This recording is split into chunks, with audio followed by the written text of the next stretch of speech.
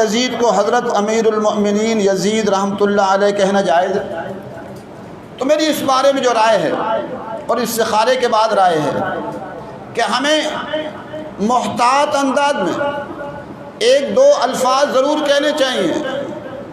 وہ لفظ آپ اور زیادہ نہیں تو کم از کم اتنا کہنا چاہیے کہ حضرت یزید رحمۃ اللہ علیہ، حضرت یزید رحمۃ اللہ علیہ کہنا چاہیے. As far as your understanding about the wall of Karbala, you said that Yazid, may Allah be pleased with him, Yazid, may Allah be pleased with him, Yazid, may Allah be pleased with him, that he was ferocious and he was a villain, etc. There's difference of opinion. We're not here to discuss about history, and neither do I want to get a difference in the Muslim Ummah. What we say, there's a difference of opinion between the Sahabas. That is history. فیضان امیر معاویہ عاشق مصطفیٰ حضرت معاویہ زاہد و پارسا حضرت معاویہ خوبرو خوش ادا خوش نما خوش لقا حضرت معاویہ مخلص و باوفا حضرت معاویہ بے گناہ بے خطا حضرت معاویہ بے گناہ بے خطا حضرت معاویہ بے گناہ بے خطا حضرت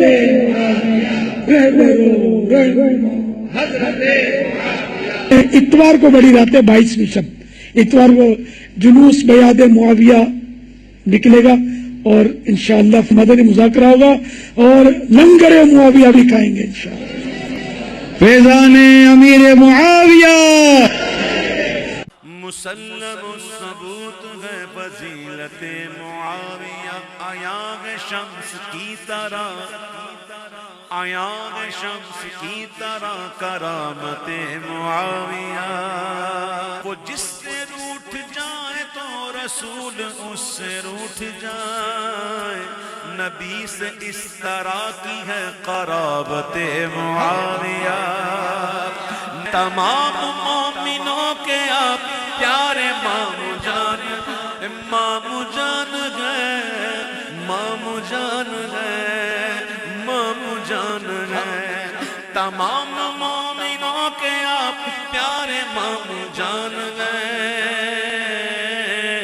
ہمیں بہت عزیز ہے یہ نسبت معاویہ، معاویہ کے پیار سے ہمارا بیڑا پار ہے. گناہ بخشوائے گی شفاعت معاویہ. جو عاشق رسول گئے وہ ان سے پیار کرتے گئے، فقط منافقوں کو ہے عداوت معاویہ.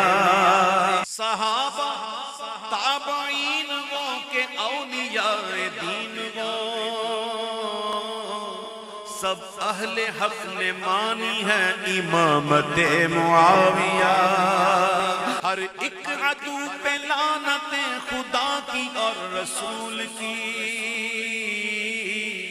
ہے، باعث رضائے رب اطاعت معاویہ، ہے باعث رضائے رب اطاعت معاویہ.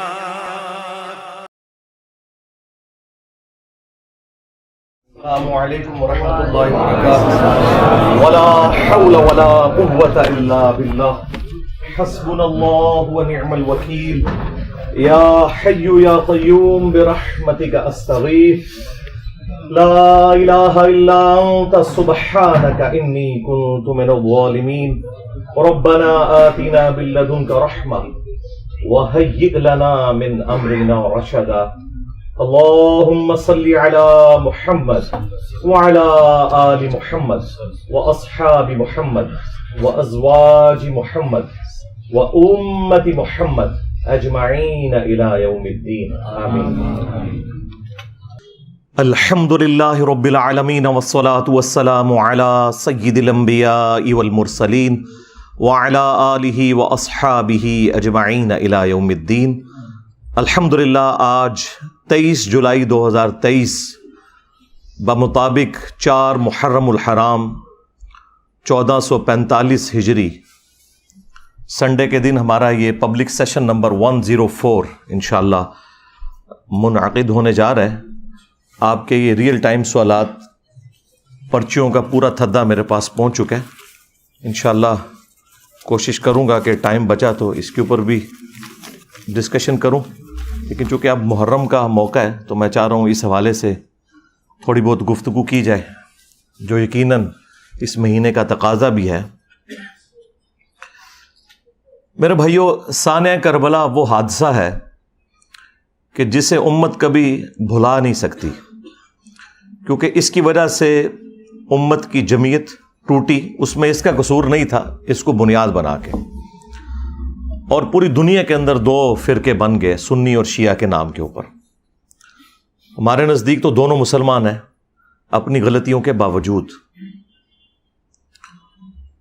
انیشلی یہ اختلاف ایک سیاسی اختلاف تھا، پولیٹیکل اختلاف تھا، عقیدے کا کوئی اختلاف نہیں تھا.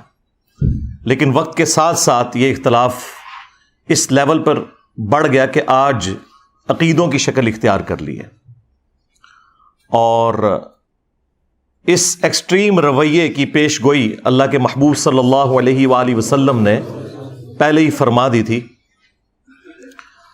چنانچہ اہل سنت اور اہل تشیع دونوں کے ہاں یہ حدیث موجود ہے.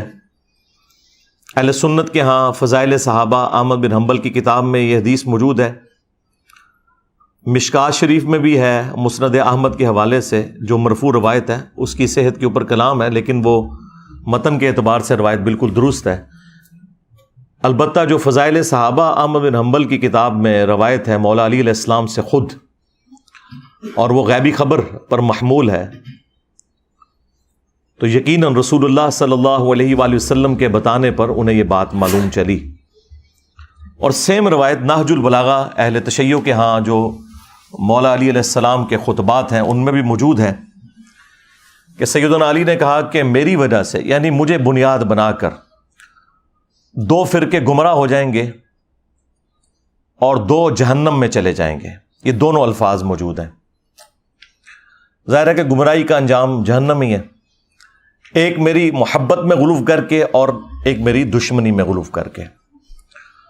محبت میں غلو کرنے والوں کے لیے جو ٹرم یوز کی جاتی ہے وہ رافضی کی ٹرم، اردو میں ہم رافضی کہتے ہیں، اور جو دشمنی میں بغض میں بڑھنے والے لوگ ہیں ان کے لیے ناصبی کا ورڈ استعمال کیا جاتا ہے.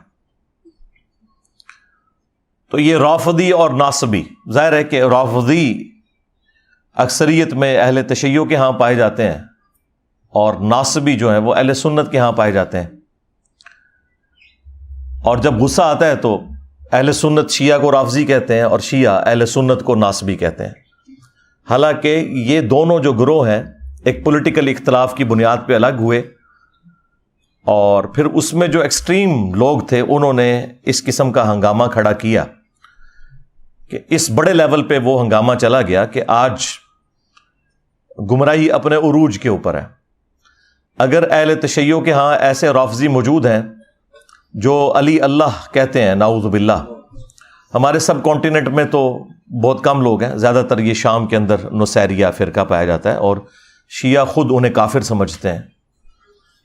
تو اہل سنت کے ہاں بھی ناسبیت اس لیول کے اوپر گھسی کہ اہل سنت کے پلیٹ فارم سے یزید کے حق میں نعرہ بازی شروع ہو گئی، اسے جنت کی بشارتیں دینا شروع کر دیں، اور بڑے بڑے ذمہ دار علماء نے یہ حرکت کی.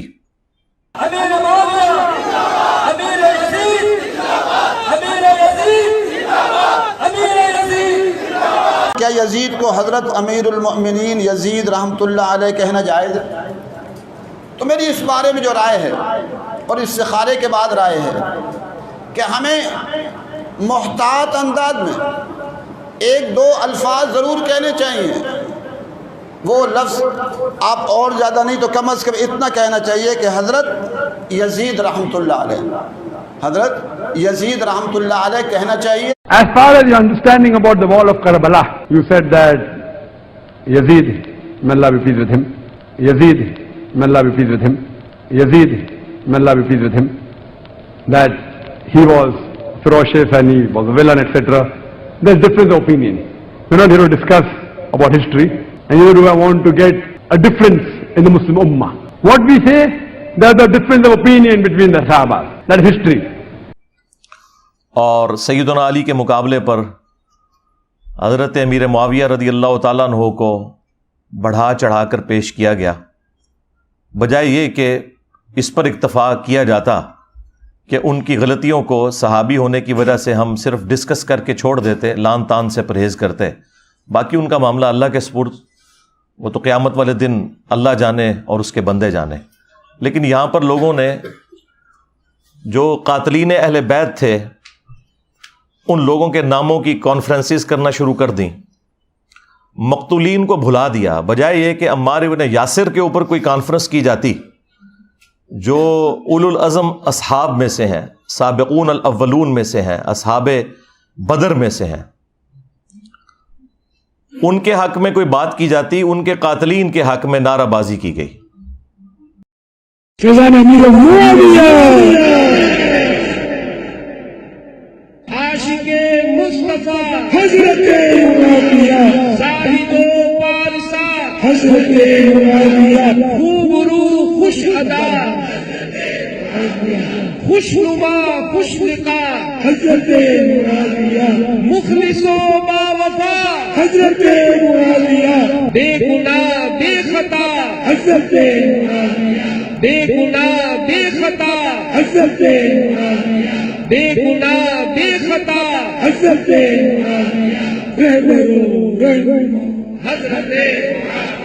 اتوار کو بڑی رات ہے، 22ویں شب اتوار کو جلوس بیعت معاویہ نکلے گا اور انشاءاللہ مدنی مذاکرہ ہوگا اور لنگر معاویہ بھی کھائیں گے انشاءاللہ۔ فیضان امیر معاویہ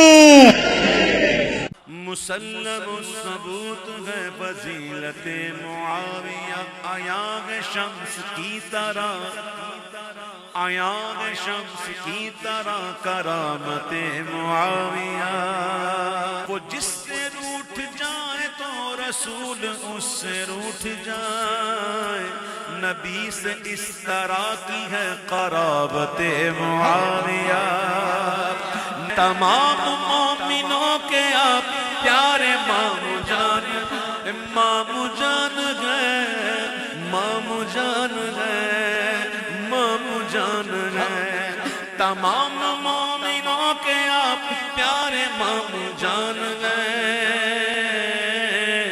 ہمیں بہت عزیز ہے یہ نسبت معاویہ، معاویہ کے پیار سے ہمارا بیڑا پار ہے،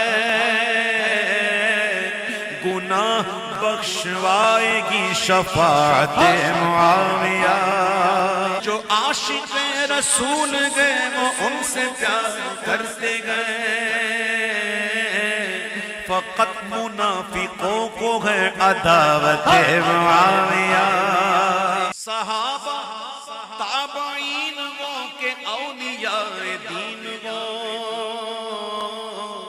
سب اہل حق نے مانی ہے امامت معاویہ، ہر ایک عدو پہ لعنت خدا کی اور رسول کی،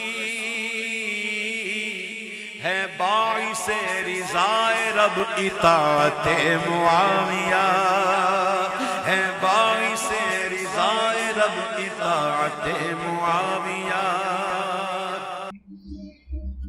اور یہ ہم نے پچھلے 15-20 سالوں کے اندر اس قسم کے معاملات دیکھے، اور اس سے پہلے تو خیر قتل و غارت کا ایک بازار گرم تھا سعودیہ اور ایران کی پراکسی وار کی وجہ سے، جو اب کافی حد تک FATF حافظہ اللہ تعالی کی برکت سے اور ضرب عزب اور رد الفساد دامت برکاتہم عالیہ کی برکت سے ایڈریس ہو چکا ہے کافی حد تک۔ لیکن آپ کو پتہ ہے یہاں پہ جو سنی شیعہ ایک کنفلکٹ ضیاء الحق کے دور کے اندر اس ڈکٹیٹر نے اپنی حکومت کو دوام دینے کے لیے جو کچھ یہاں پہ کیا، وہ اس کی تکلیف ہم آج تک کاٹ رہے ہیں۔ بہرحال یہ تاریخ میں ہمیشہ ہوتا رہا، اہل سنت شیعہ کو رافضی کہتے رہے، شیعہ اہل سنت کو ناصبی کہتے رہے، حالانکہ دونوں میں اکثریت ان لوگوں کی موجود تھی جو ماڈریٹ تھے، اختلاف رائے رکھتے تھے لیکن ایک دوسرے کو مسلمان ہی سمجھتے تھے۔ شیعہ کافر کے نعرے ٹوائلٹس کے اندر لکھے گئے، اور باقاعدہ ایک مہم چلائی گئی، اور اس وقت جو بھی ماڈریٹ علماء بولتے تھے انہیں قتل کر دیا جاتا تھا، اہل سنت میں سے بھی اور اہل تشیع کے اندر سے بھی. اور یہ پوری تاریخ اسلام بنو امیہ کی، بنو عباس کی، ایون سلطنت عثمانیہ کی بھری پڑی ہے اس قسم کے قتل و غارت سے. اور یہ ایک اسلام کے اوپر بڑا مشکل وقت رہا ہے تھرو آؤٹ. یہ تو اب میڈیا کی برکت سے حقائق لوگوں کے سامنے آنا شروع ہوئے اور ٹالرنس آئی، اور اللہ کے فضل سے ہمارے اس پلیٹ فارم کی برکت سے آج دنیا کے اندر ٹالرنس آ چکی ہے اہل سنت اور اہل تشیع کے ہاں کہ ہم نے کو ایگزسٹ کرنا ہے اپنے اختلاف رائے کو اپنی جگہ رکھتے ہوئے، لیکن ایک ریڈ لائن کو کراس نہیں کرنا. دونوں کے پاس اپنے اپنے دلائل موجود ہیں اور بنیادی عقائد تو کامن ہے. اب الگ پروپیگنڈا کیا جائے کہ شیعہ 40 پاروں کو مانتے ہیں، حالانکہ پاروں کی ڈویژن تو تابعین کے دور میں ہوئی. ہم تو 30 پاروں کو بھی نبی الاسلام کی طرف منسوب نہیں مانتے. نبی الاسلام کے مبارک زمانے میں تو صورتوں کی ڈویژن تھی. تو اس قسم کے جھوٹے الزامات ایک دوسرے کے اوپر لگائے گئے. اہل تشیع کے ہاں مشہور کر دیا گیا کہ یہ سیدنا علی کو نہیں مانتے. چند ایک لوگوں کی غلطی کی وجہ سے یزید کے حوالے سے مسکنسیپشن پیدا کر دی گئی، حالانکہ اہل سنت 99% یزید سے نفرت کرتے ہیں، لیکن وہ چند ایک لوگ چونکہ میڈیا میں ڈومیننٹ ہو جاتے ہیں، اس کی وجہ سے پھر دوسرے لوگوں کو موقع مل جاتا ہے اور وہ اپنے معاملات کو آگے لے کے اس طریقے سے چلتے ہیں. قرآن حکیم میں اللہ تعالیٰ نے اگلی امتوں کا ذکر کرتے ہوئے انبیاء کرام علیہم السلام کا ذکر خیر کیا سورۃ المؤمنون میں، اور اس کے بعد پھر کنکلوژن کرتے ہوئے فرمایا فَتَقَطَّعُوا أَمْرَهُمْ بَيْنَهُمْ زُبُرًا كُلُّ حِزْبٍ بِمَا لَدَيْهِمْ فَرِحُونَ. انبیاء کے جانے کے بعد ان کے جو جانشین ہوئے آنے والے لوگ، انہوں نے دین کو ٹکڑے ٹکڑے کر دیا اور آپس میں گروہوں میں بٹ گئے. کل حزب بما لدیہم فرحون، ہر گروہ اس کے اوپر خوش ہے جو اس کے پاس ہے. یہ سمجھ لیں بالکل ڈیٹو کاپی یہاں پہ ہوئی ہے کہ یہاں پر بھی ہر فرقہ خوش ہے جو اس کے پاس ہے. یعنی اہل سنت میں 3 بڑے بڑے فرقے ہیں، بریلوی، دیوبندی، اہل حدیث. باقی جو فقہی بنیاد پہ حنفی، شافعی، مالکی، حنبلی وہ تو ہیں، لیکن بہرحال ان میں بھی عقائد کے اعتبار سے جو صوفیانہ عقائد رکھنے والے لوگ ہیں وہ بریلوی اور دیوبندی ہیں، خواہ وہ اپنے آپ کو شافعی کہتے ہوں، مالکی کہتے ہوں، حنفی کہتے ہوں پوری دنیا میں. تو بریلویوں نے اپنا ترہ امتیاز بنا لیا کہ جی عشق رسول کا ٹھیکہ ہمارے پاس ہے، ہم یہ ڈیفائن کریں گے کون عاشق رسول ہے اور کون گستاخ رسول ہے. دوسری طرف دیوبند نے کہا کہ عظمت صحابہ کا ٹھیکہ ہمارے پاس ہے، ہم بتائیں گے کہ کون عاشق صحابہ ہے اور کون گستاخ صحابہ ہے. اور اہل حدیث نے کہا کہ توحید کا ٹھیکہ ہمارے پاس ہے، ہم لوگوں کے بارے میں یہ ڈیفائن کریں گے کہ کون مشرک ہے اور کون موحد ہے. اور اہل تشیع نے کہا کہ اہل بیت کی محبت کا ٹھیکہ ہمارے پاس ہے، ہم بتائیں گے کہ کون عاشق اہل بیت ہے اور کون گستاخ اہل بیت ہے. کل حزب بما لدیہم فرحون، اور ہر گروہ اس میں خوش ہے جو اس کے پاس ہے. اور وہ کسی ایک بات کو اتنا مضبوطی سے پکڑے ہوئے ہے جو اس کا مضبوط پوائنٹ بھی ہے، یہ ماننے والی بات ہے. اور اس مضبوط پوائنٹ کی وجہ سے جو اس کی کمزوریاں ہیں وہ اس کے پیچھے چھپ جاتی ہیں. اور وہ مضبوط پوائنٹ اتنا بھاری ہے کہ اس کی بنیاد پہ وہ اپنے آپ کو جنتی بھی سمجھتا ہے. یعنی اگر آپ بریلویوں سے پوچھے وہ کہیں گے جی عشق رسول ہے تو پھر باقی ساری چیزیں تو اس کے مقابلے میں تھوڑی ہیں، بھلے ہم شرک بھی کرتے رہیں. اس طریقے سے دیوبند کہیں گے کہ جی نبی الاسلام کے جانثار ساتھیوں کی برکت سے ہی تو اسلام دنیا میں پھیلا، جب ہم ان کا دفاع کر رہے ہیں تو باقی ساری چیزیں تو ثانوی ہیں. اور اہل حدیث نے کہا کہ بھائی جب یہ ساری کائنات بنانے والا اللہ ہے، جب توحید ہمارے پاس آ گئی تو باقی ساری چیزیں ثانوی حیثیت رکھتی ہیں.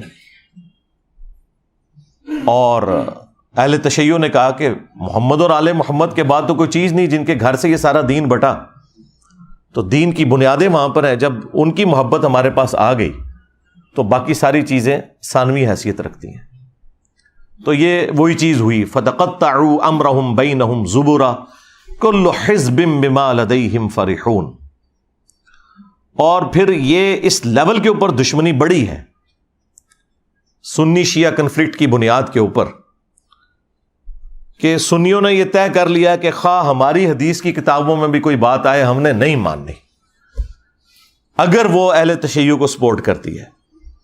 اور اہل تشیع نے بھی یہ طے کر لیا کہ ہمارے اصول محدثین کے اوپر جو روایتیں درست ہیں اگر وہ کسی اعتبار سے سنیوں کے کسی پوائنٹ آف ویو کو سپورٹ کرتی ہیں تو ہم نے ان کو ریجیکٹ کر دینا ہے اور اس کے حوالے سے ہنگامہ کھڑا کر دینا ہے.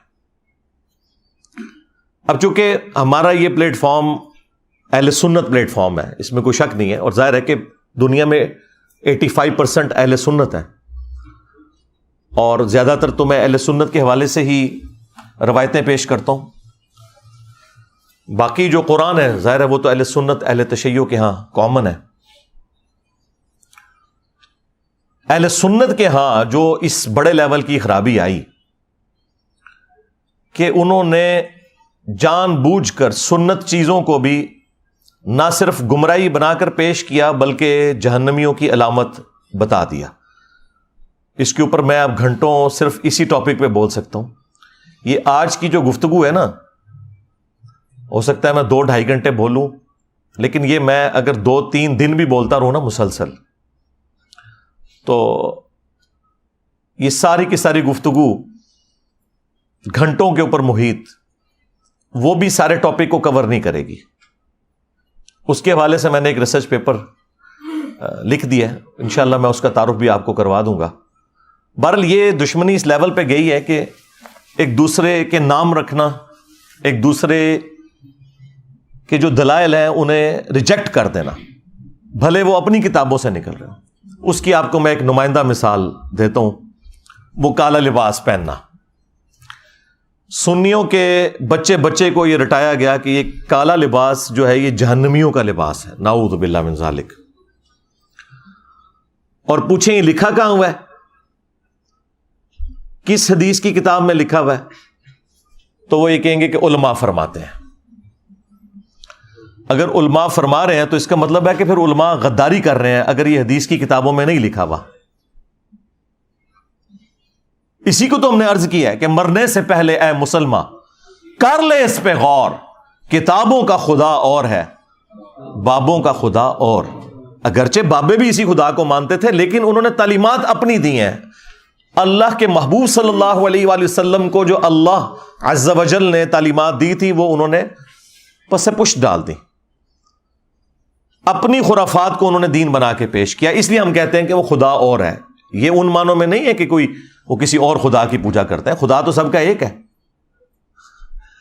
ہندو اسے بھگوان کہتے ہیں, کرسچن اسے گاڈ کہتے ہیں, ہم اسے اللہ کہتے ہیں, خدا کہتے ہیں, سپر نیچرل ایجنسی کہہ دیتے ہیں, سپریم بینگ کہہ دیتے ہیں, سپر نیچرل اتھارٹی کہہ دیتے ہیں. کوئی بھی لفظ اس کے لیے استعمال کریں جو اچھی کوالٹیز والے الفاظ ہیں, تو خدا تو سب کا ایک ہے. تو یہ تعلیمات انہوں نے بدل دی. کیا انہیں یہ نہیں پتا تھا کہ صحیح مسلم کے اندر موجود ہے کہ نبی صلی اللہ علیہ وآلہ وسلم کی وفات کے بعد اسماء بنت ابی بکر نے ایک کسروانی طیالسی کالا جبہ نکالا. کسروانی یعنی پرشین امپائر کا, وہ کالا ہی ہوا کرتا تھا جس طرح سندھی اجرک ریڈ ہوتی ہے, اور اس کے اوپر گوٹ بھی لگی ہوئی تھی. انہوں نے کہا کہ یہ نبی صلی اللہ علیہ وآلہ وسلم کا جبہ مبارک ہے, آپ صلی اللہ علیہ وآلہ وسلم اسے پہنا کرتے تھے اور ہم اس کا دھون مریضوں کو شفا کے لیے پلاتے ہیں. جو صحیح تبرک ہے نبی صلی اللہ علیہ وآلہ وسلم کا اپنا کرتا مبارک, جبہ مبارک, کالا جبہ تھا جو آپ علیہ السلام پہنا کرتے تھے. پھر صحیح مسلم کے اندر جو حدیث موجود ہے, حدیث قصہ جسے کہا جاتا ہے, جو سنی اور شیعہ دونوں کے ہاں کامن ہے, مشہور حدیث, اور اس کی راویہ بھی ہماری ماں سیدہ عائشہ سلام اللہ علیہا ہے. وہ کہتی ہیں کہ نبی صلی اللہ علیہ وآلہ وسلم اپنے گھر سے اس حال میں برآمد ہوئے کہ آپ نے ایک منقش چادر کالے رنگ کی اوڑی ہوئی تھی، جس کے اوپر اونٹ کے کجاووں کی مانند ڈیزائن بھی بنے ہوئے تھے، جس کی وجہ سے یہ ہماری نعتیں لکھی جاتی ہیں، کالی کملی والے۔ تو چٹی کملی والے کیوں نہیں کہتے؟ یہ تو جہنمیوں کا لباس نہیں ہے، نعتوں میں نہیں خیال آیا؟ تو یہ تو مسلم شریف میں تھا۔ اور اما عائشہ کہتی ہیں کہ نبی علیہ السلام نے وہ چادر اوڑی ہوئی تھی، اتنے میں حسن ابن علی آئے اور نبی علیہ السلام نے انہیں اپنی چادر کے نیچے لیا، پھر حسین ابن علی آئے، پھر سیدہ فاطمہ آئیں، اور پھر مولا علی علیہ السلام آئے۔ ان سب کو نبی علیہ السلام نے اپنی چادر کے نیچے لیا اور خود بھی۔ اب یہ ایک بڑا غیر معمولی واقعہ ہے، اور سیدہ عائشہ یہ منظر دیکھ رہی ہیں، اور انہوں نے کوئی کنجوسی نہیں کی اس کو بیان کرنے میں۔ کوئی کہہ سکتا تھا کہ بڑی امبیرسمنٹ کی بات ہے کہ آپ کو چادر کے نیچے نہیں لیا، آپ بھی تو اہل البیت میں ہیں، سورۃ الاحزاب کی آیت نمبر 33 کے تحت۔ لیکن یہ جو اسپیشل پروٹوکول والے اہل البیت ہیں وہ وہی ہیں جن کو نبی علیہ السلام نے اپنی چادر کے نیچے لیا، جن کو ہم پنجتن پاک کہتے ہیں۔ کہتے ہیں جی پنجتن پاک کہاں سے آ گیا؟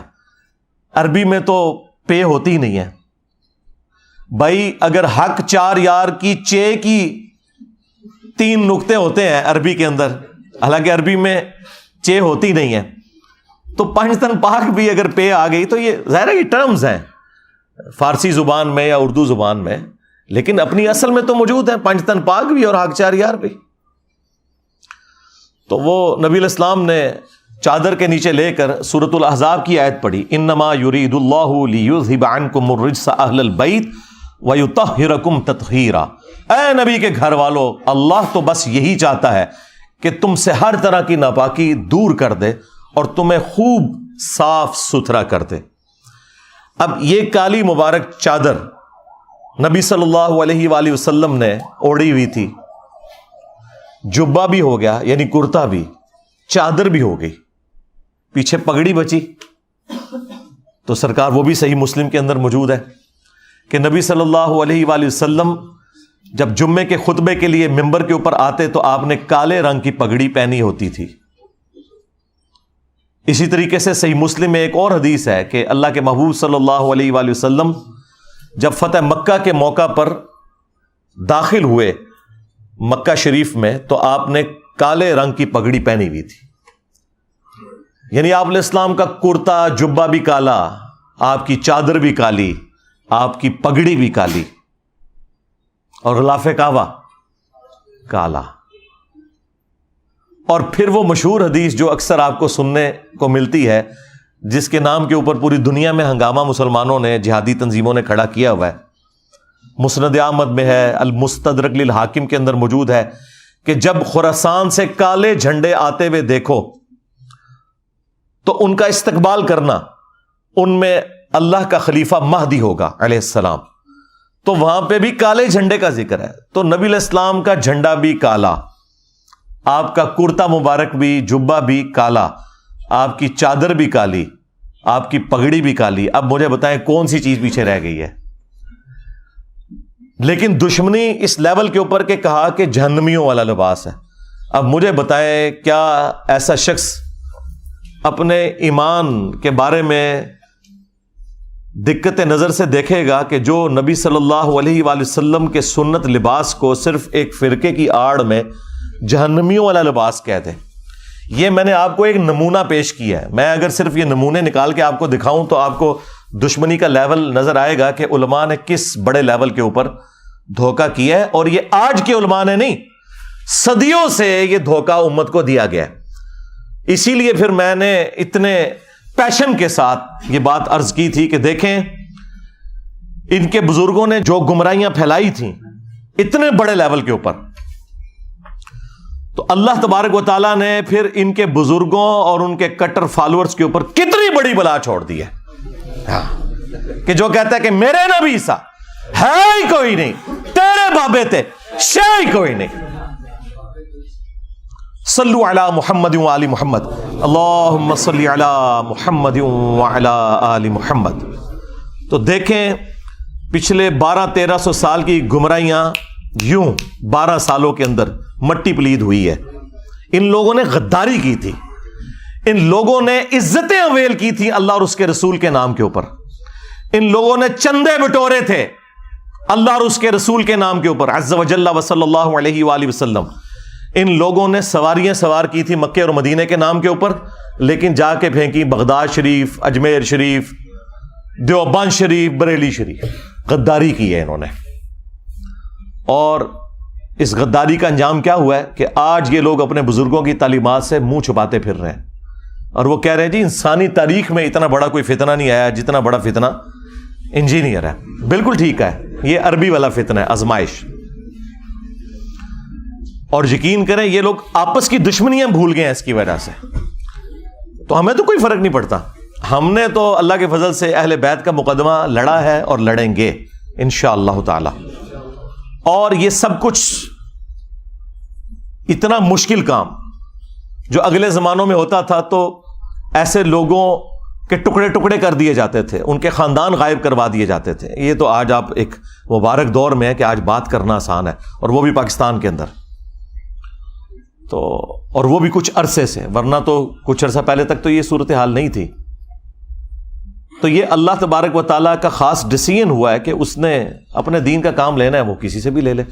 تو یہ سب کچھ جو ہم کر رہے ہیں واللہ یہ ہم اپنی آخرت کی فکر میں ہیں. اہل البیت علیہم السلام کو کسی بھی شخصیت کی ضرورت نہیں کہ وہ ان کا دفاع کرے. یہ کسی شخص کے لیے خود اس کی آخرت کا سبب تو ہو سکتا ہے کہ وہ جنت میں رسول اللہ کا پڑوس حاصل کر لے صلی اللہ علیہ وآلہ وسلم, کے وہ اہل البیت کا دفاع کرے. اہل البیت کو اس سے کوئی فرق نہیں پڑتا. یہ ہماری خوش قسمتی ہے کہ ہم ان کا دفاع کر کے اللہ کے محبوب صلی اللہ علیہ وآلہ وسلم کو قیامت والے دن راضی کر سکیں کہ ہم نے آپ کے اہل البیت کا دفاع کیا تھا, اور آپ نے جو نصیحت فرمائی تھی غدیر خم کے اوپر ہم نے اس کا پاس رکھا. کتنا بڑا ظلم ہوا کہ جو اہل سنت کی مین سٹریم کی 6 کتابوں میں حدیث نہیں تھی, اور ضربیں تقسیمیں لگا کے وہ حسن درجے تک پہنچتی تھی. حجۃ الوداع کی حدیث کہ میں اپنے بعد 2 چیزیں چھوڑ کر جا رہا ہوں, المستدرک للحاکم میں ہے, الموطا امام مالک میں بھی ہے لیکن اس کی سند منقطع ہے. مکمل سند جو ہے وہ المستدرک للحاکم کے اندر ہے, مشکات کے اندر بھی. 2 چیزیں چھوڑ کے جا رہا ہوں کہ جنہیں مضبوطی سے پکڑ لوگے کبھی گمراہ نہیں ہوگے, ایک اللہ کی کتاب اور دوسرے اس کے نبی کی سنت صلی اللہ علیہ وآلہ وسلم. اب یہ حدیث ہماری یہ 6 مین کتابیں جو ایگریڈ اپان ہے, کتب 6 بخاری اور مسلم صحیحین, اور 4 کتابیں سنن اربع کی ترمذی, ابو داؤد, نسائی, ابن ماجہ, ان میں یہ روایت ہی نہیں تھی. وہ تو بچے بچے کو رٹا دی گئی. اور جو روایت صحیح مسلم کے اندر تھی اوپر تلے 4 احادیث غدیر خم کی, وہ ہمارے علماء کو بھی نہیں پتا تھی. میرے دنیا میں چھوڑے جانے سے پہلے کتنے علماء ہیں جنہوں نے کبھی یہ روایت اہل سنت کے پلیٹ فارم سے بیان کی؟ اکا دکا لوگوں نے.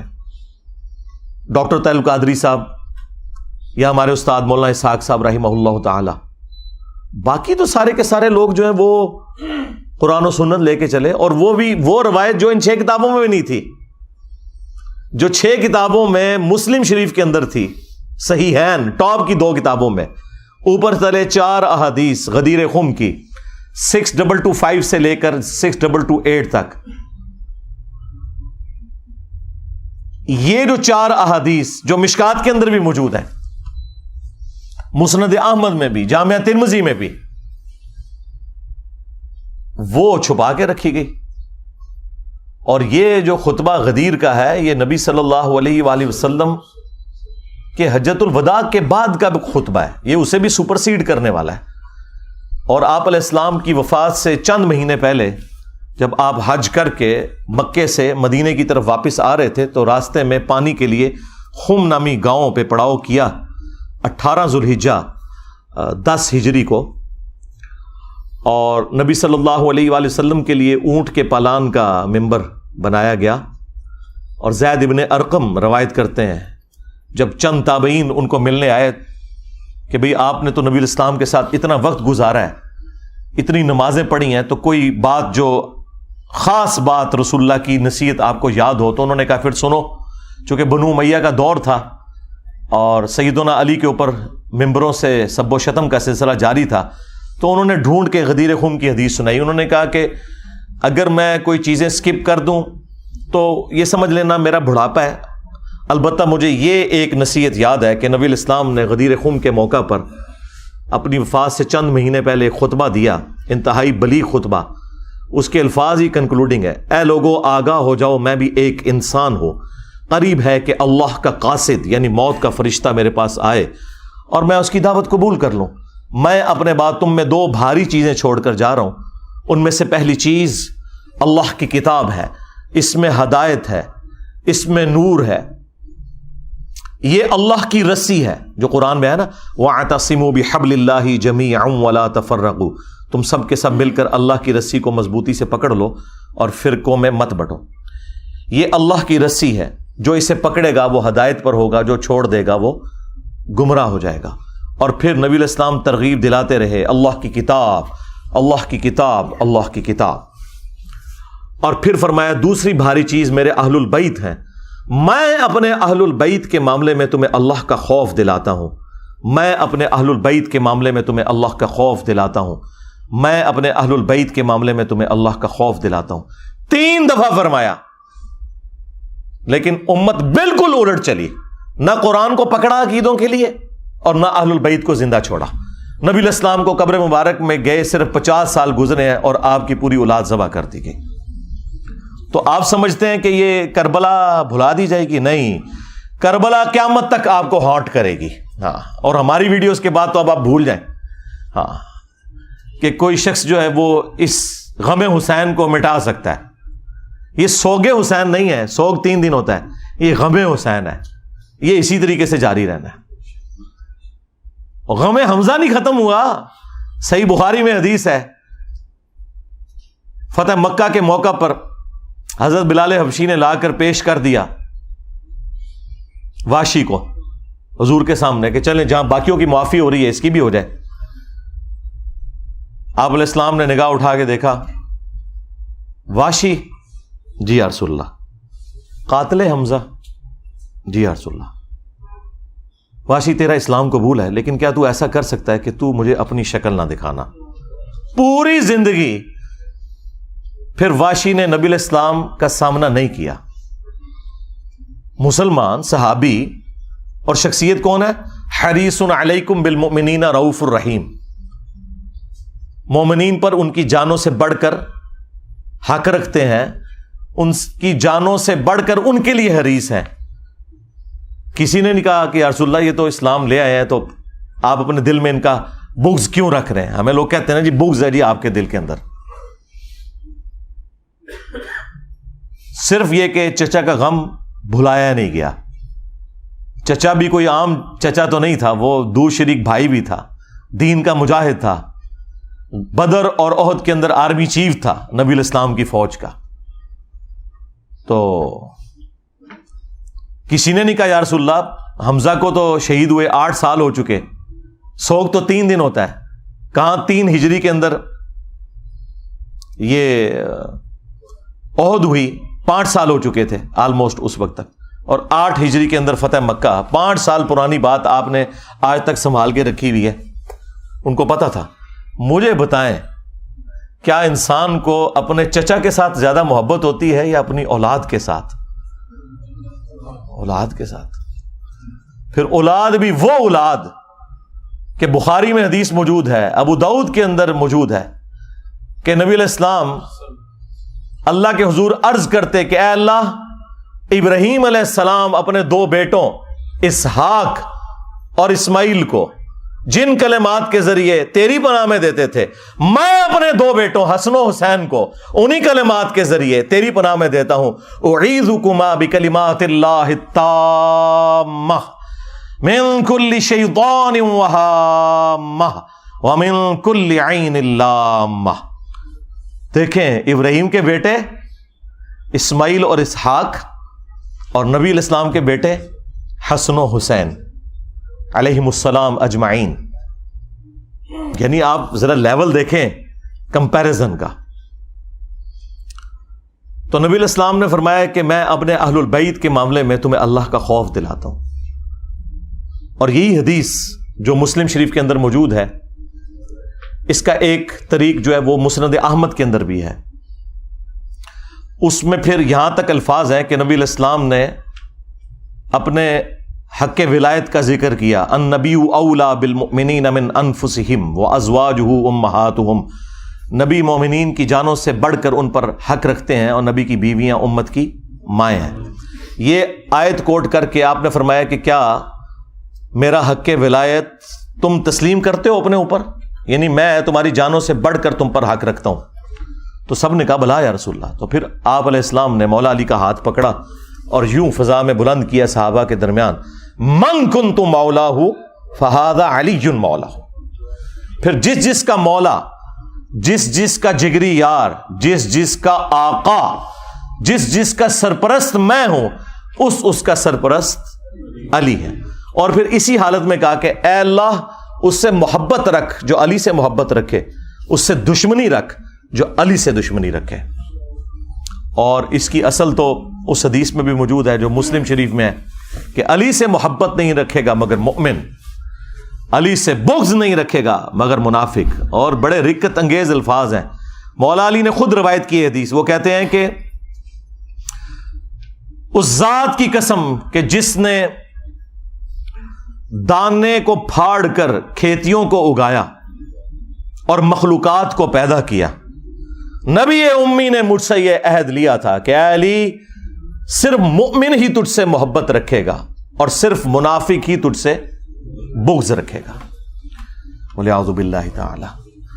تو اب یہ آپ دیکھ لیں، یہ وہ چیزیں تھیں جو پھر بھلا دی گئیں اور اس کا رزلٹ آج سنی شیعہ کنفلکٹ، قتل و غارت کی شکل میں، دشمنی کی شکل میں، ایک دوسرے کو کافر کہنے اور گمراہ کہنے اور جہنمی کہنے کی شکل میں ہمارے سامنے آ چکا ہے.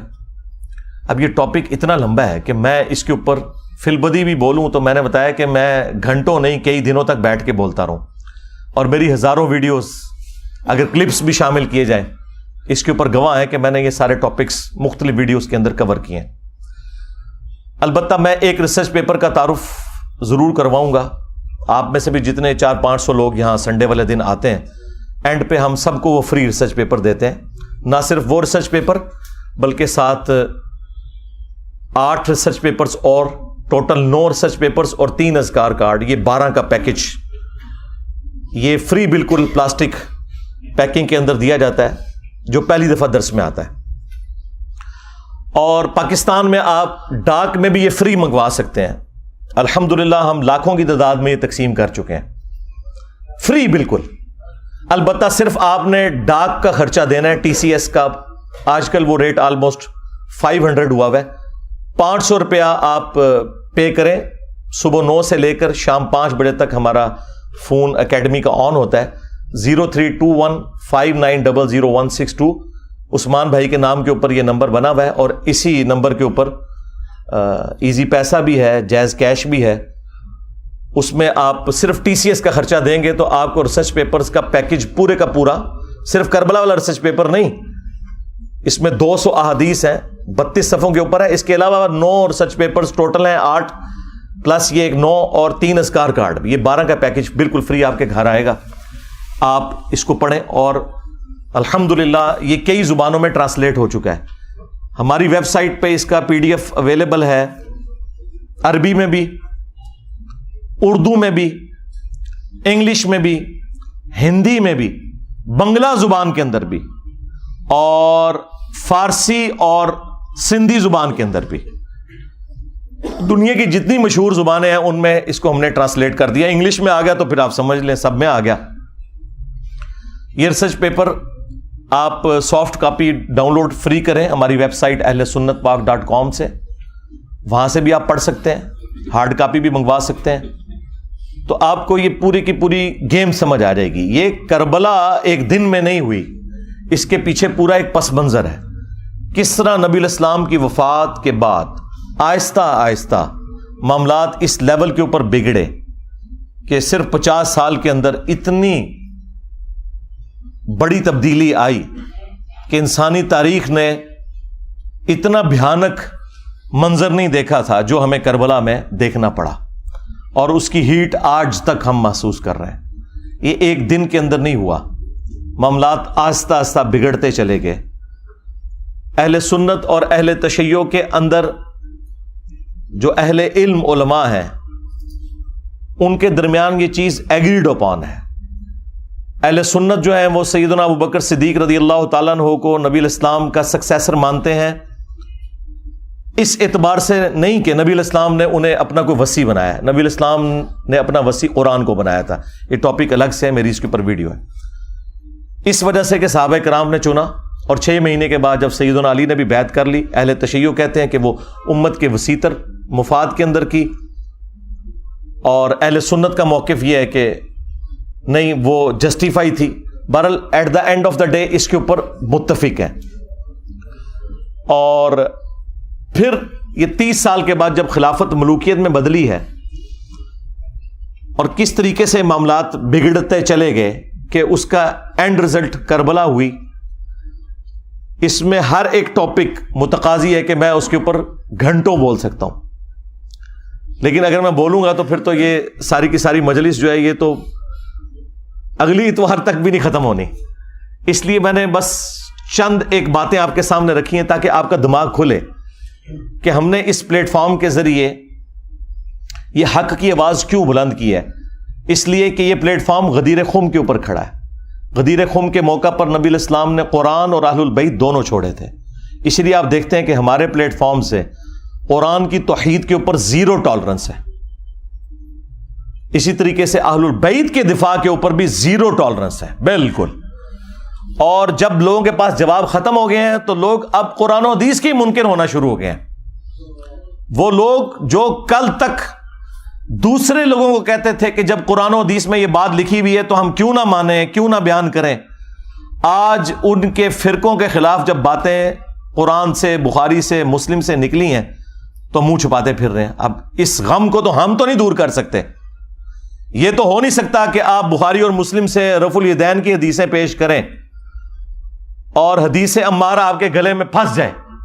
ٹھیک ہے، آپ کے گلے میں تو پھنسے گی نا، ہمارے گلے میں کوئی چیز پھنسے نا تو اس کو نکالنے کے لیے یہ ہم نے 2812 رکھی ہوئی ہے. یہ میں نے اپنی بوٹل کے اوپر لکھ کے لگایا ہوا ہے 2812. تو یہ بخاری کی حدیث جو مسلم میں بھی موجود ہے، تقتلہ الفئۃ الباغیہ یدعوہم الی اللہ ویدعونہ الی النار. افسوس ہے عمار، تجھے ایک باغی جماعت قتل کرے گی، تو انہیں اللہ اور جنت کی طرف بلائے گا اور وہ جماعت تجھے جہنم کی طرف بلائے گی. اب یہ اتنے سخت الفاظ تھے اور ان کے لیے ہضم کرنے مشکل ہو گئے، کیونکہ انہیں فکر لگی کہ پھر لوگ ہم سے پوچھیں گے کہ کس رضی اللہ عنہ نے، کس رضی اللہ عنہ کو خوش کرنے کے لیے عمار رضی اللہ عنہ کو قتل کیا. تو انہوں نے بجائے مقتولین کے ساتھ کھڑے ہوتے یہ قاتلوں کے ناموں کے نعرے لگانا شروع ہو گئے، ان کے نام کی کانفرنسز کرنا شروع ہو گئے. تو کہتے ہیں جی یہ 5B ریسرچ پیپر کہاں سے آ گیا؟ سرکار جب آپ نعرے لگاؤ گے تو پھر 5B بھی آئے گا. ہاں یہ وہاں سے آیا ہے، یہ آپ نے خود اس کو دعوت دی ہے کہ یہ آئے میدان میں. مولانا مودودی رحمہ اللہ نے خلافت و ملوکیت ایبسولوٹلی نہیں لکھی تھی. اس زمانے میں محمود احمد عباسی ایک ناصبی تھا جس نے خلافت معاویہ اور یزید کتاب لکھی، ایک جھوٹی کتاب حکمرانوں کی لکھوائی ہوئی تاریخ سے حوالے نقل کر کے، اور قرآن و حدیث کے خلاف وہ کتاب لکھی جس میں اس نے بنو امیہ کو اونچا کیا اور اہل البیت کو نیچے. تو اس کے جواب میں مولانا مودودی نے خلافت و ملوکیت لکھی تھی. وہ تو جواب دے رہے تھے. میں نے بھی 2009 کے اندر جب ڈاکٹر ذاکر نائک نے یزید کو رضی اللہ عنہ کہہ دیا، may Allah please with him. As far as your understanding about the wall of Karbala, you said that Yazid, may Allah be pleased with him, Yazid, may Allah be pleased with him, Yazid, may Allah be pleased with him, that he was ferocious and he was a villain, etc. There's difference of opinion. We're not here to discuss about history, and neither do I want to get a difference in the Muslim Ummah. What we say, there's a difference of opinion between the Sahaba. That is history. تو بجائے اس کے کہ اس کا رد ہوتا، چند ایک علماء نے کیا، لیکن اوورال ہنگامہ نہیں کھڑا کیا جس طرح میرے خلاف انہوں نے ہنگامہ کھڑا کیا ہوا ہے. ڈاکٹر ذاکر نائک کے اوپر کون سی FIR کٹوائی ہے انہوں نے یزید کے مسئلے کے اوپر؟ اور میرے اوپر آئے دن یہ FIR کٹواتے رہتے ہیں. اصل میں تو بنو امیہ کی محبت انہیں اس کے اوپر ابھارتی ہے نا, پیچھے تو مسئلہ وہی ہے. تو اور کبھی ٹرینڈ چلانے کی کوشش کرتے ہیں اور جھوٹے الزامات لگاتے ہیں. تو وہ ڈاکٹر ذاکر نائک نے جب 2009 میں یہ بات کی تو میں نے اس کے جواب میں ویڈیو ریکارڈ کروائی تھی, اور حسینیت اور یزیدیت کا تحقیقی جائزہ. اور پھر آہستہ آہستہ جب معاملات مزید بڑھنا شروع ہوئے تو پھر مجھ پہ بھی مزید حقائق کھلتے چلے گئے. میں ساتھ ساتھ لوگوں کو ایجوکیٹ کرتا رہا. الٹیمیٹلی میں نے یہ ریسرچ پیپر 5B لکھا, اور اس 5B ریسرچ پیپر میں سیدنا عمر فاروق رضی اللہ تعالیٰ عنہ کی شہادت سے لے کر سیدنا حسین ابن علی رضی اللہ تعالیٰ عنہ علیہ السلام کی شہادت تک پوری اسلامک ہسٹری حدیث سے ہے. 200 سے زیادہ حدیثیں ہیں, اکثر بخاری اور مسلم سے ہیں. اور جو بخاری اور مسلم کے علاوہ ہیں ان پہ دور حاضر کے بڑے بڑے محققین کی میں نے تحکیم لگائی ہے. شیخ البانی رحمہ اللہ کی, شیخ زبیل ازئی رحمہ اللہ کی, شیخ شعیب ارناؤت کی, اور باقی بڑے بڑے محدثین کی تحکیم لگی ہے. اس 5B ریسرچ پیپر میں کوئی ایک حدیث بھی ایسی نہیں ہے کہ جس کے اوپر صحت کا حکم نہ لگا ہوا ہو. ہاں یہ ہو سکتا ہے کہ بعض محدثین کے نزدیک وہ روایت ضعیف ہو تو بعض دوسرے اسے صحیح سمجھتے ہوں. یہ نہیں ہو سکتا کہ سب کے نزدیک کوئی روایت کمزور تھی اور میں نے وہ نکال دی. اگرچہ میرے نزدیک کوئی روایت کمزور بھی تھی اور اگر اسے امام ترمذی نے, امام حاکم نے, امام ذہبی نے ٹھیک کہا ہوا تو میں نے لیا, کیونکہ وہ بڑے ائمہ ہیں. اور پھر ہمارے مخالفین وہ ہیں جو ہم سے زیادہ انہیں سمجھتے ہیں, بلکہ ہمیں تو وہ کچھ سمجھتے ہی نہیں ہیں. تو پھر ہم انہیں ان کے گھر کی خبر نہ دیں کہ تمہارے اپنے اصول کے اوپر تو یہ روایتیں درست تھیں نا, انہیں مانو. کیونکہ جب ہم کوئی اپنی روایت پیش کرتے ہیں ان کتابوں سے تو تم ریجیکٹ کر دیتے ہو. بخاری مسلم تم ریجیکٹ نہیں کر سکتے تو اس کے لیے پھر تم باطل تعویلات تلاش کرنا شروع کر دیتے ہو, اور آئے دن کوئی نہ کوئی ہنگامہ کھڑا کرتے رہتے ہیں. تو میں وقتاً فوقتاً ان تمام ٹاپکس کو ایڈریس کرتا رہتا ہوں تاکہ لوگوں کو حق بات پتہ چل جائے. یہ اتنا معاملہ آسان نہیں ہے. اب یہ پورا ایک ٹاپک ہے کس طریقے سے یہ سارے کے سارے معاملات خلفائے راشدین کے بعد سیدنا علی کے دور میں جنگ جمل, صفین, نہروان, اور اس سے بھی پہلے حضرت عثمان کیوں شہید ہوئے. آپ کو تو کہانی کروائی نا انہوں نے کہ جی وہ عبداللہ ابن سبا نے یہ سارا معاملہ خراب کیا تھا. بالکل جھوٹ بولا. ایک شخصیت جو حضرت علی کے دور میں سامنے آیا, جسے حضرت علی نے خود قتل کروایا, اس کو پکڑ کے انہوں نے شہادت عثمان کے چکر میں ڈال دیا تاکہ بنو امیہ کو چھپا لیں کہ بنو امیہ کے گورنروں کی وجہ سے حضرت عثمان غنی رضی اللہ تعالیٰ عنہ کے خلاف ان کی رعایا ہو گئی تھی, اور الٹیمیٹلی اس کا انجام ان کی شہادت ہوا. اور یہ وہ باتیں ہیں جو بخاری مسلم میں لکھی ہوئی ہیں. میں نے اپنے ریسرچ پیپر میں ساری احادیث وہ جمع کی ہیں, تاریخی روایتیں نہیں, حدیثیں. اس کے اوپر پردہ ڈالنے کے لیے انہوں نے باقی معاملات جو ہے نا وہ نئے اجاگر کرنا شروع کر دیے. اللہ کے بندو, یہ تو اتنا خطرناک معاملہ تھا کہ یہ معاملہ اس لیول کے اوپر بگڑا ہے کہ صرف بخاری مسلم سے اگر حدیثیں میں آپ کے سامنے رکھوں تو آپ کانوں کو ہاتھ لگائیں گے. صحیح بخاری میں 4108 نمبر حدیث ہے, 4108. تحکیم کے بعد جب ایک معاہدہ فائنل ہونے جا رہا تھا اور نہیں ہو سکا سیدنا علی اور حضرت معاویہ کے درمیان, اس کے بعد جب حضرت معاویہ مدینہ شریف آئے تو انہوں نے وہاں ایک خطبہ دیا.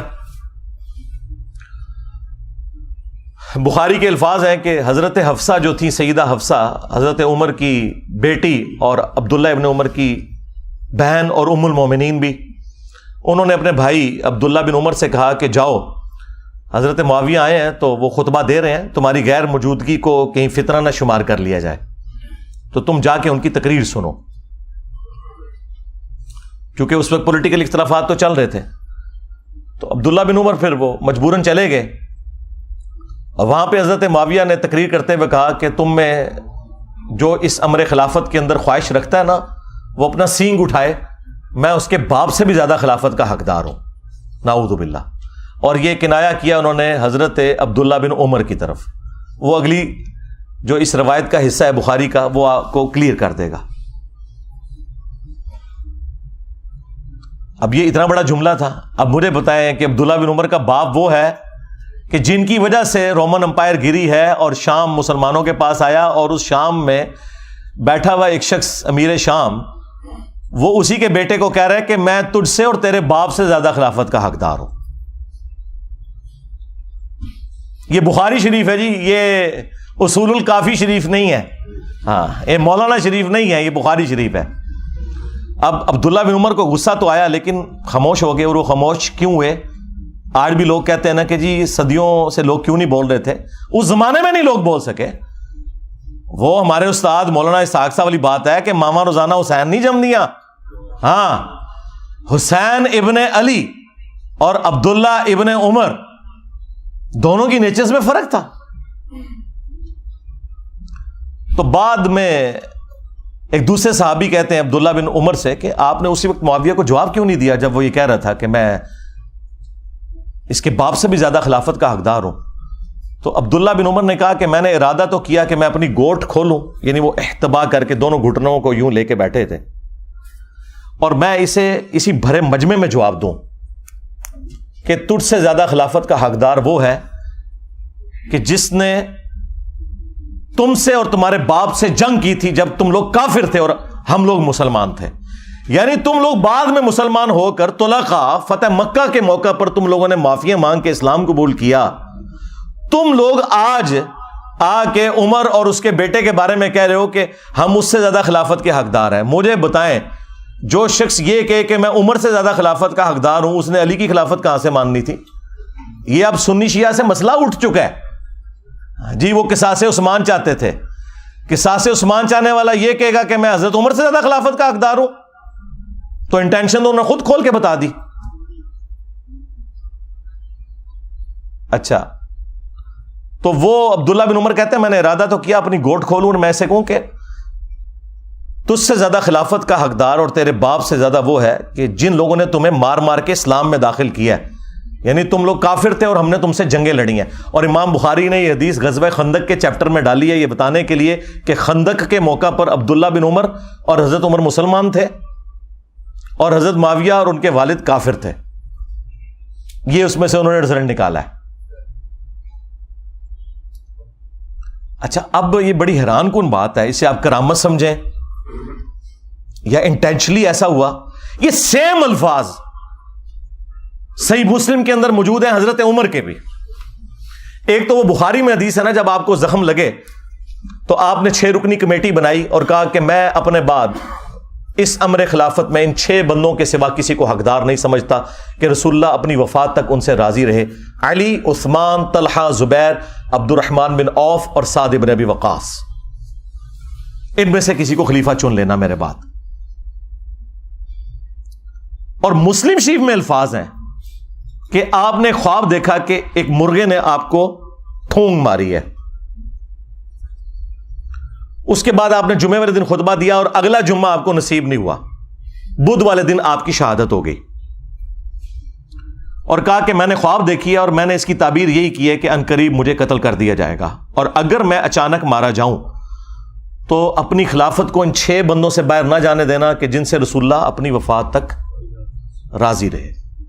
اس کے آگے بڑے خطرناک الفاظ ہیں کہ تم دیکھو گے کہ ان 6 بندوں کی مخالفت وہ لوگ کریں گے کہ جن کو میں نے اپنے ہاتھوں سے اسلام کے لیے مارا ہوا ہے، اور اگر وہ مخالفت میں سامنے آ جائیں تو سمجھ لینا کہ یہ لوگ اللہ کے دشمن اور کافر ہیں. اتنے سخت الفاظ ہیں. ہاں جی، اب یہ آپ نے تلاش کرنا ہے یہ اللہ کے دشمن کن کو کہا انہوں نے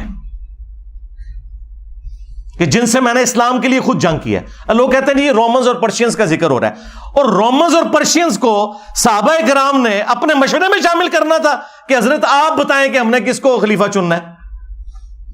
اور دوسرا، رومنز اور پرشینز تو رہے ہی کوئی نہیں تھے، وہ تو گر گئے تھے حضرت عمر کے دور میں. یہ آپ اپنے اندر رہنے والے لوگوں کی بات کر رہے تھے کہ یہ وہ لوگ ہیں جن کو ہم نے مار مار کے اسلام میں داخل کیا ہے اور یہی مخالفت کریں گے ان 6 بندوں کی. خیر، اس کی ایکسپلینیشن میں علماء پہ چھوڑ دیتا ہوں. میں نے کوئی تشریح کی تو وہ کہیں گے کہ ایتے وچ نہیں سی لکھیا، تون وچوں کڈ کے لکھیا ایتے وچ تے ٹائم قیامت تک کی کڈ کے دس. اچھا، مزے کی بات بتاؤں، یہ مسلم شریف کی حدیث جو ہے نا، یہ سیم حدیث سنن کبری البیہقی کے اندر اسی سند کے اوپر ہے 100%، یہ مرغے کی ٹھونگ مارنے والی، اور اس کے اینڈ پہ لکھا ہے کہ سیدنا عمر 26 ذوالحجہ کو شہید ہوئے۔ مسلم شریف کی سند کے اوپر مسلم والی حدیث جو سنن کبری البیہقی میں تھی، اس میں اینڈ پہ الفاظ یہ ہیں، باقی ساری حدیث سیم ہے کہ 26 ذوالحجہ کو شہادت ہوئی بدھ والے دن حضرت عمر فاروق رضی اللہ تعالیٰ عنہ کی، تو سرکار یکم محرم کہاں سے نکال لیا؟ مسلم شریف میں 26 ذوالحجہ ہے، ظاہر سند وہی ہے۔ چلیں تاریخ کی بھی کتابیں اٹھائیں تو جتنی صحابہ کرام کے حالات زندگی پہ کتابیں ہیں نا، وہ 3 بڑی بڑی کتابیں ہیں، الاستیاب امام ابن عبد البر کی کتاب، اس کے بعد اسد الغابہ ابن اثیر کی کتاب، اور اس کی شرح الاصابہ 8000 صحابہ کے حالات زندگی ابن حجر اسقلانی کی، یہ 3 مین کتابیں ہیں، تینوں میں 26 ذوالحجہ لکھا ہے۔ باقی اقوال لکھ کے انہوں نے کہا یہ ثابت نہیں ہے، یکم محرم کا تو قول لکھا ہی نہیں ہوا۔ ایک جگہ ہے کہ جب دفنا چکے تھے تو محرم کا چاند نکلا، وہاں پہ بھی یکم محرم شہادت نہیں ہے، حضرت عثمان کی بھی بیعت پہلے ہو چکی تھی، اتنا بڑا جھوٹ بولا۔ ادھر غدیر خم کی ڈیٹ انہوں نے 18 ذوالحجہ کو حضرت عثمان کی شہادت کے ساتھ جوڑ دیا، حالانکہ حضرت عثمان غنی رضی اللہ تعالیٰ عنہ کی شہادت 18 ذوالحجہ کو ہوئی نہیں ہے۔ ان ساری کتابوں میں آپ نکال کے دیکھیں تو آپ کو 18 ذوالحجہ کی ڈیٹ نہیں ملے گی، 12 ذوالحجہ کی ملے گی۔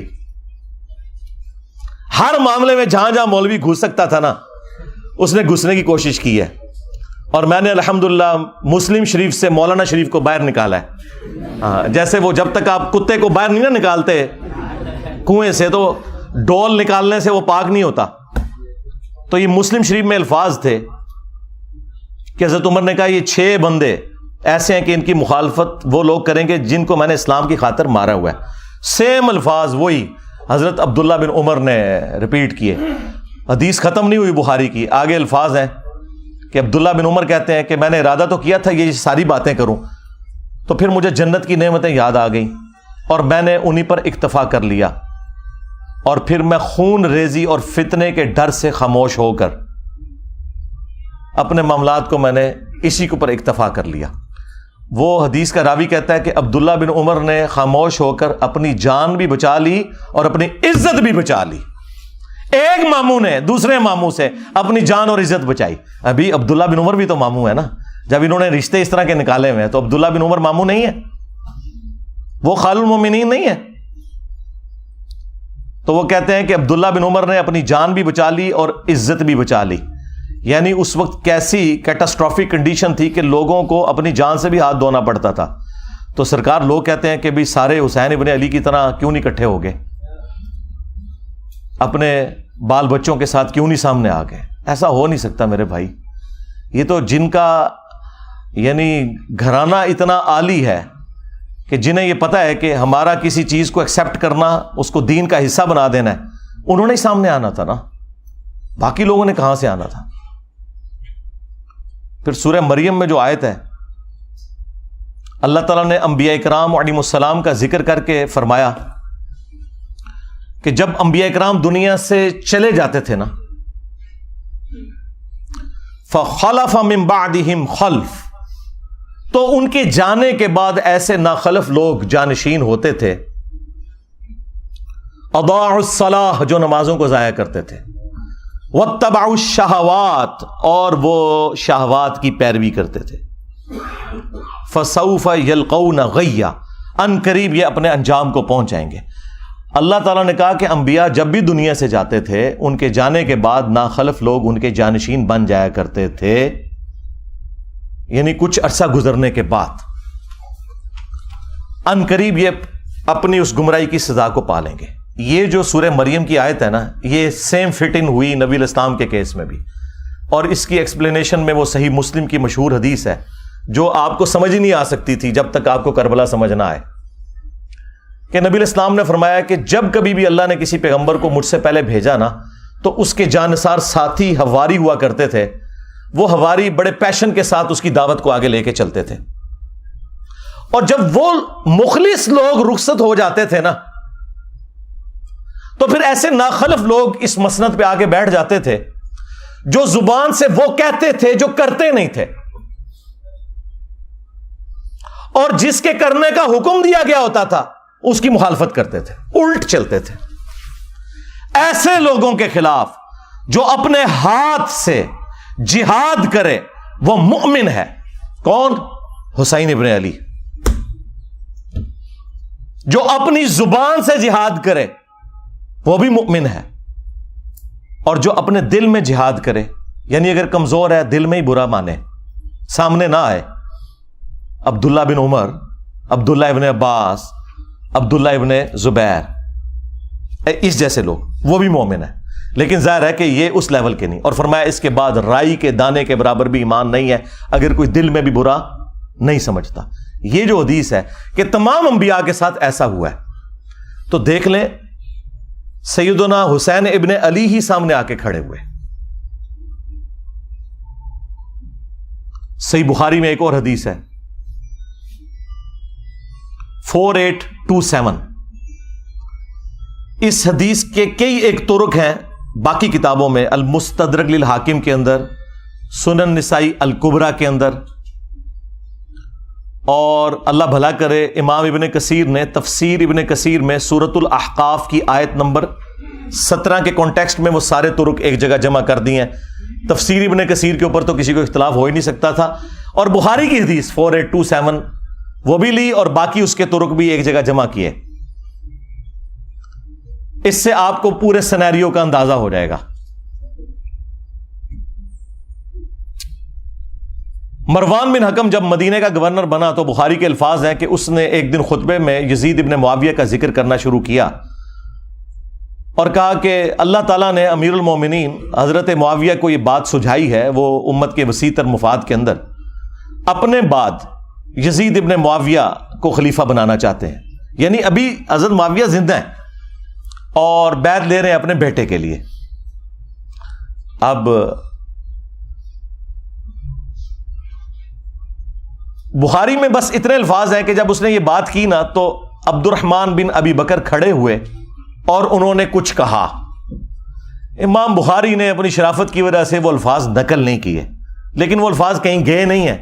وہ حاکم کے اندر، سنن نسائی الکبریٰ میں، اور اللہ بھلا کرے تفسیر ابن کثیر میں انہوں نے سارے طرق، المعجم الکبیر طبرانی سے بھی جمع کر دیے. بخاری میں الفاظ ہیں کچھ کہا تو مروان نے کہا پکڑو اس کو، عبد الرحمن بن ابی بکر کو. تو وہ بھاگ کر حضرت عائشہ کے حجرے میں چھپ گئے. مسجد نبوی کے ساتھ ہی تھا حجرہ عائشہ، اور یہ حضرت عائشہ کے بھائی بھی لگتے تھے، اور جو ہمارے سب کانٹیننٹ میں کہا جاتا ہے نا سگے بھائی، کہ ماں اور باپ دونوں ایک. عرب میں تو باپ ایک ہونا تو سگا ہو جاتا ہے. یہ عبد الرحمن بن ابی بکر وہ ہیں کہ جو والدہ ہیں ان کی اور والد دونوں وہی ہیں جو سیدہ عائشہ کے والدین ہیں. اب اس کو غصہ تو تھا لیکن اندر تو نہیں جا سکتا تھا، تو باہر سے اس نے کہا کہ ابو بکر کے بیٹے تیرے بارے میں ہی قرآن میں آیت نازل ہوئی ہے نا. وہ ایک کافر والی آیت لگا دی پکڑ کے. توبہ توبہ. یہ ہیں آل امیہ کی چاکری کرنے والے لوگ کہ تیرے بارے میں آیت نازل ہوئی تھی نا کہ یہ کہتا ہے کہ اپنے ماں باپ کو کہتا ہے کہ تم لوگ جو مجھے یہ کہتے ہو کہ مرنے کے بعد دوبارہ زندہ کیا جاؤں گا، تو یہ اگلے لوگوں کی کہانی ہے. یہ قرآن کو جو اگلے لوگوں کی کہانیاں کہتا تھا نا ابو بکر کے بیٹے، تو ہے وہ. اب حضرت عائشہ کو بڑا غصہ آیا. انہوں نے اندر سے جواب دیا اس کو خاموش ہو جا، آل ابی بکر کے بارے میں کوئی اور آیات نازل نہیں ہوئی جو میری برات میں نازل ہوئی تھی سورہ نور کی. اور بخاری کی حدیث یہاں پہ ختم ہے، لیکن جو باقی روایتیں ہیں ان میں فلنگ دی بلینکس بھی ہیں. ایک تو یہ کہ وہ عبد الرحمن بن ابی بکر نے کیا بات کی تھی کہ جو امام بخاری نے کہا کہ کچھ کہا تو اس نے کہا پکڑو اس کو. ظاہر ہے کو چوبے والی گل کی ہے نا. ہاں انہیں کیا سی کہ سیدھی طرح کہہ کہ تیرا امیر المومنین کیسر و کسرا کے طریقے پہ چلنا چاہتا ہے، ابو بکر اور عمر کے طریقے پر نہیں.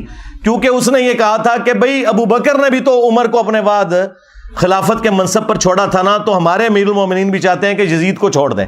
بھئی یزید تو ان کا بیٹا ہے، اور حضرت ابو بکر کا بیٹا تو عبد الرحمن بن ابی بکر سامنے بیٹھا تھا، اس کو تو نہیں بنایا تھا. تو اس کو تو غصہ آنا تھا کہ بھی میں تو کوئی خلیفہ نہیں ہوں اور تم مثال کون سی دے رہا ہے، کدھر سے جوڑ کے کون سی بات فٹ کر رہا ہے. تو ان کا سیدھی طرح کیسر و کسرا کے طریقے پہ چل رہے ہو. رومنز اور پرشینز وہ بادشاہ اپنے بیٹوں کو نامزد کیے کرتے تھے. اب یہ بات اس کو لگ گئی, ان کا پکڑو انہوں. اور وہاں پہ تو ہے نا کہ حضرت عائشہ نے کہا خاموش ہو جا, آل ابی بکر کے بارے میں تو سورہ نور نازل ہوئی ہے. باقی کتابوں میں حافظ ابن کثیر نے نقل کیا کہ پھر حضرت عائشہ نے اس کو پھر ایک پھکا دیا اور کہا مروان تیرے بارے میں اللہ کے نبی علیہ السلام نے فرمایا تھا جب تو اپنے باپ کی پشت میں تھا کہ حکم پر لعنت, اس کی اولاد پر لعنت, تو اسی لعنت کا ٹکڑا ہے. اور نظر آ گیا. اس سے آپ کو یہ سارے کے سارے معاملات کلیئر ہو جائیں گے. یعنی یہ سٹیپ وائز چیزیں چلی ہیں. اور یہ میں تو آپ کو بخاری شریف بیان کر رہا ہوں, ٹھیک ہے, مسلم شریف بیان کر رہا ہوں. معاملات کس لیول تک بگڑے ہیں. مسلم شریف میں حدیث ہے 4776, عبداللہ بن عمر بن عاص خانہ کعبے کے سائے میں بیٹھے میں اور لوگوں کو حدیث سنا رہے ہیں کہ اپنے امیر کی اطاعت کرو. اطاعت امیر کے اوپر حدیثیں سنا رہے ہیں. ایک تابعی عبد الرحمن بن عبد رب کعبہ کعبے کے سین میں داخل ہوتا ہے اور وہ جب ان کی گفتگو سنتا ہے تو کہتا ہے کہ حضرت یہ حدیث آپ نے خود نبی علیہ السلام سے سنی تھی کہ حکمرانوں کی اطاعت کرنی ہے؟ ان کا ہاں, میرے کانوں نے سنا, میری آنکھوں نے نبی علیہ السلام کو دیکھا, میرے دل نے آپ کی بات یاد کی. آگے تو اس نے ایسی بات کر دی کہ وہ ایکسپیکٹ نہیں کر رہے تھے. انہوں نے کہا آپ تو ہمیں کہہ رہے ہیں کہ امیر کی اطاعت کرو, اور آپ کے چچا کا لڑکا معاویہ ابن ابی سفیان جو ہمارا حکمران ہے وہ تو ہمیں حکم دیتا ہے کہ ہم لوگوں کو ناحق قتل کریں اور حرام طریقے سے ان کا مال ہڑپ کریں, جبکہ قرآن میں اللہ تعالیٰ فرماتا ہے سورہ النساء کی آیت نمبر 29 تابعی نے کوٹ کر دی کہ ایک دوسرے کا مال ناحق طریقے سے ہڑپ مت کرو اور ایک دوسرے کو قتل نہ کرو. اب آپ ہمیں بتائیں کہ ہم اللہ کی بات مانیں یا اپنے حکمران کی بات مانیں, معاویہ بن ابی سفیان کی. اب عبداللہ بن عمر بن عاص تھوڑی دیر کے لیے خاموش ہو گئے. پھر انہیں سر اٹھا کر کہا کہ آندھا سے انجینئر کو نہیں دیکھنا. یہ نہیں کہا, میں جوک کے طور پہ کہہ رہا ہوں. انہوں نے کہا کہ معاویہ کی اطاعت کرو ان کاموں میں جس میں تمہیں اللہ کے مطابق چلائے, اور جس میں وہ اللہ کی نافرمانی کا تمہیں کہے تم اس کی نافرمانی کرو. یہی ایٹیچیوڈ ہونا چاہیے. یعنی یہ آپ کو دور حکومت کے اندر جو ایک معاملات ہے نا وہ بھی اندازہ ہونا شروع ہو گیا کہ کس لیول کے اوپر معاملات بگڑ چکے ہوئے تھے. پھر صلح حسن کے حوالے سے بھی باتیں کرتے ہیں, وہ بھی آپ میرے اس میں ہی پڑھ لیجئے گا, میری ویڈیوز بھی ریکارڈ ہیں. کربلا کے بعد کون سی صلح حسن رہ گئی؟ حسن ابن علی نے اس لیے صلح کی تھی کہ آپ انہیں زہر دے دیتے. المصنف ابن ابی شیبہ میں موجود ہے, زہر دیا گیا. اور ابو داؤد میں تو اتنی رکت انگیز حدیث ہے کہ پھر دربار شام میں اس چیز کی خوشی منائی گئی. ہاں ظاہر ہے جب آپ غم نہ کریں تو اسے خوشی منانا ہی کہا جائے گا نا. الٹا کوئی غم کی بات کر رہا ہے آپ اسے ٹوک دیں. مقدام بن مادی کر بیٹھے ہوئے ہیں, یہ حدیث مسند احمد میں بھی ہے اور سنن ابی داؤد میں بھی. شیخ زبیلی زئی اور شیخ ناصر الدین البانی دونوں نے اس حدیث کو ٹھیک کہا ہے. مقدام بن مادی کر بیٹھے ہوئے ہیں امیر شام کے دربار میں, اور اتنے میں خبر پہنچتی ہے کہ حسن ابن علی شہید ہو گئے. تو مقدام بن مادی کر پڑھتے ہیں انا للہ و انا الیہ راجعون. ظاہر ہے عام مسلمان کی موت پہ بھی آپ نے یہی پڑھنا ہے. تو اب امام داؤد نے کہا کہ قال رجل, ایک مرد نے کہا. وہ کس مرد نے کہا؟ وہ مسند احمد میں ہے. قال معاویہ, معاویہ نے کہا تم حسن کے مرنے کو مصیبت سمجھتے ہو؟ اللہ اکبر. جب شاہ صاحب یہ بات کر رہے ہو تو شاہ کے وفادار تو ایک ہاتھ آگے جائیں گے.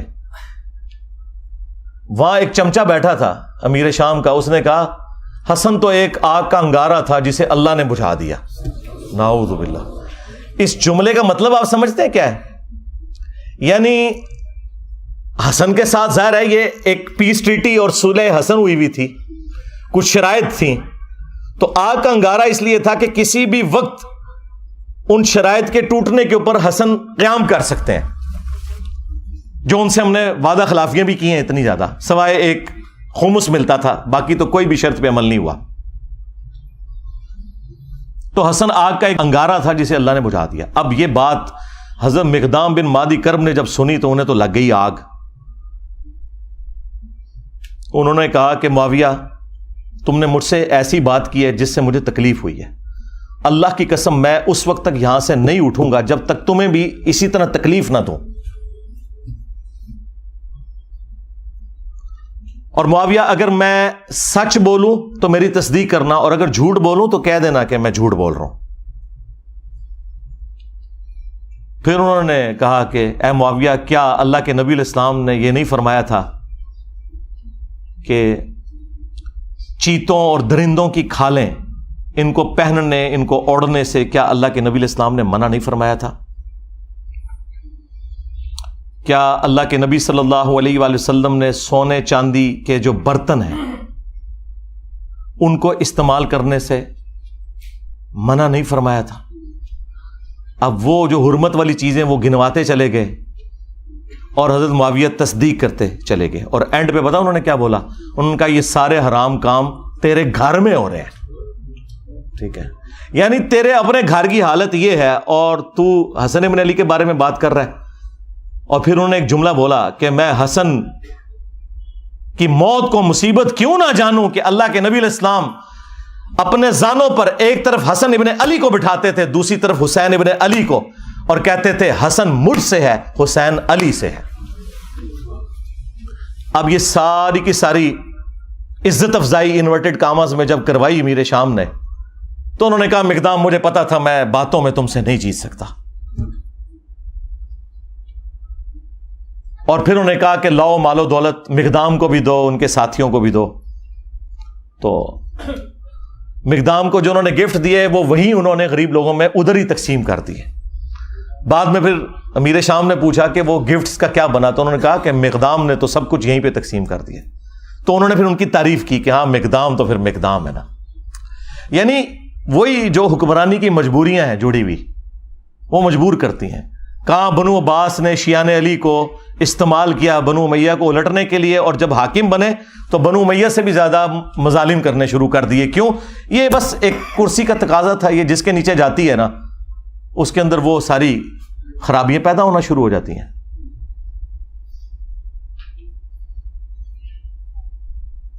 اور ادھر مجھے کریٹیکل ایک بات یاد آ گئی. اکثر آپ لوگ سنتے ہوں گے کہ جی وہ انجینئر صاحب خام خواہ الزامات لگاتے ہیں کہ بنو امیہ کے ممبروں سے سب و شتم ہوتا تھا. میں نے تو کافی ان کو روایتیں دکھائی ہیں، اس میں بھی کافی ساری میری ویڈیو بھی ریکارڈ ہے. ایک مسلم کی حدیث جو بخاری میں بھی موجود ہے وہ سارے کے سارے پول کو کھول دیتی ہے ان کی. اس کا کچھ حصہ بخاری کے اندر ہے اور تفصیل اس کی مسلم کے اندر موجود ہے. اور مسلم شریف میں اس کو سپورٹیو ایک اور حدیث بھی موجود ہے. اسی کے اوپر میرا خیال ہے میں اکتفا کرتا ہوں. میں نے تو کہا تھا کہ میں نے برکت حاضری لگوانی ہے نا اس موقع کے اوپر تو وہ لگوا لوں.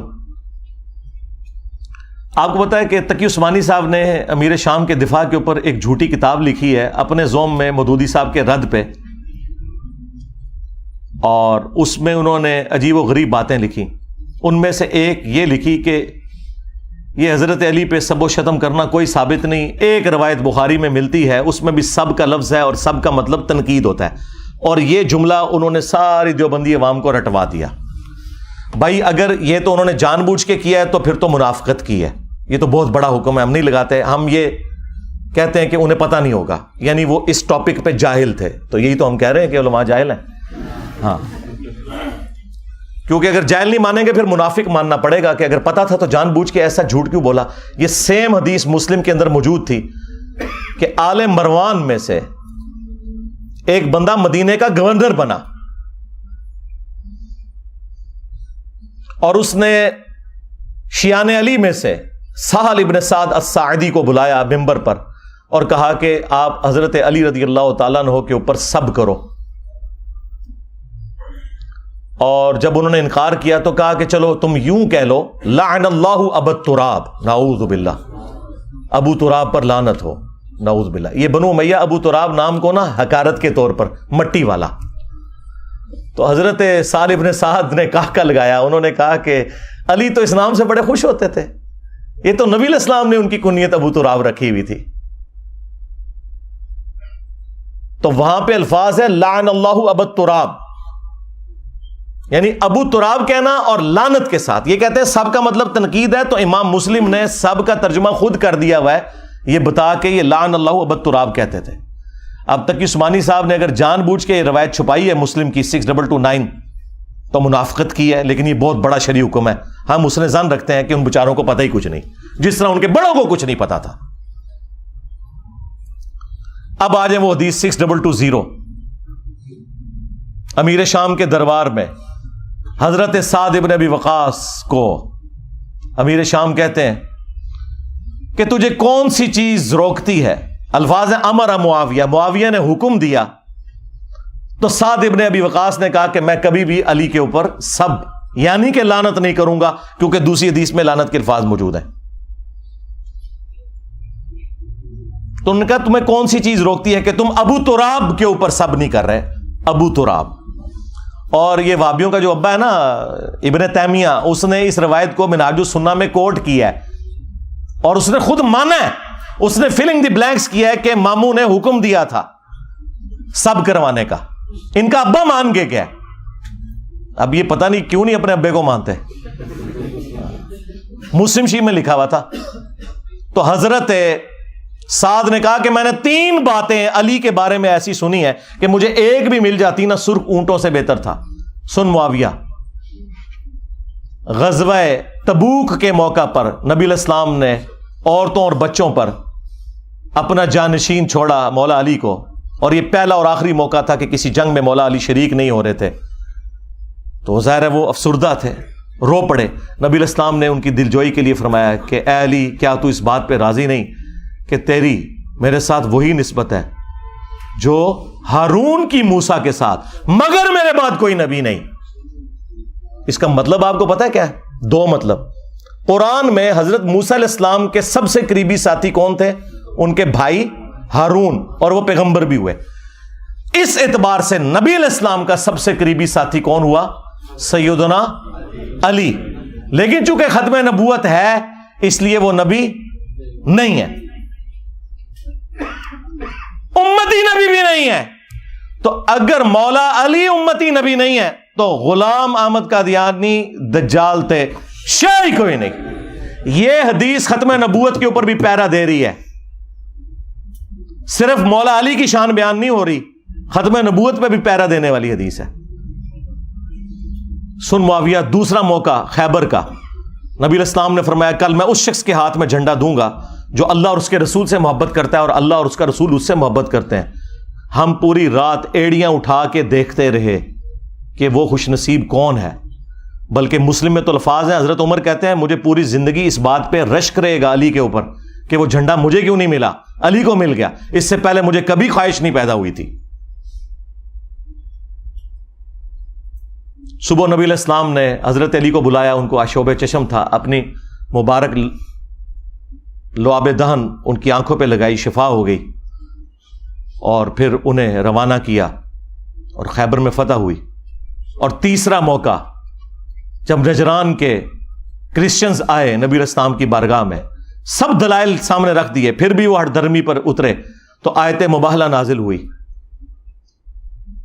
ندعو ابناءنا ابناءکم ونساءنا ونساءکم وانفسنا وانفسکم ثم نبتہل فنجعل لعنت اللہ علی الکاذبین. اے نبی ان سے کہو اپنے بیٹوں کو لے آؤ، ہم بھی اپنے بیٹوں کو لے آتے ہیں، تم بھی اپنی عورتوں کو لے آؤ، ہم بھی اپنی عورتوں کو لے آتے ہیں، تم خود آ جاؤ، ہم خود آ جاتے ہیں، اور پھر اوپن میدان میں اللہ کے حضور دعا کرتے ہیں کہ جھوٹوں پہ اللہ کی لعنت ہو. اور نبی علیہ السلام نکلے مولا علی، حسن، حسین اور فاطمہ کو لے کر. حالانکہ آپ کی 9 بیویاں تھیں، ان کو نہیں لے کر آئے، وہ بھی اہل البیت ہیں، لیکن یہ اسپیشل پروٹوکول. اور کہا اللہم ہؤلاء اہل بیتی، اے اللہ یہ میرے اہل البیت ہیں.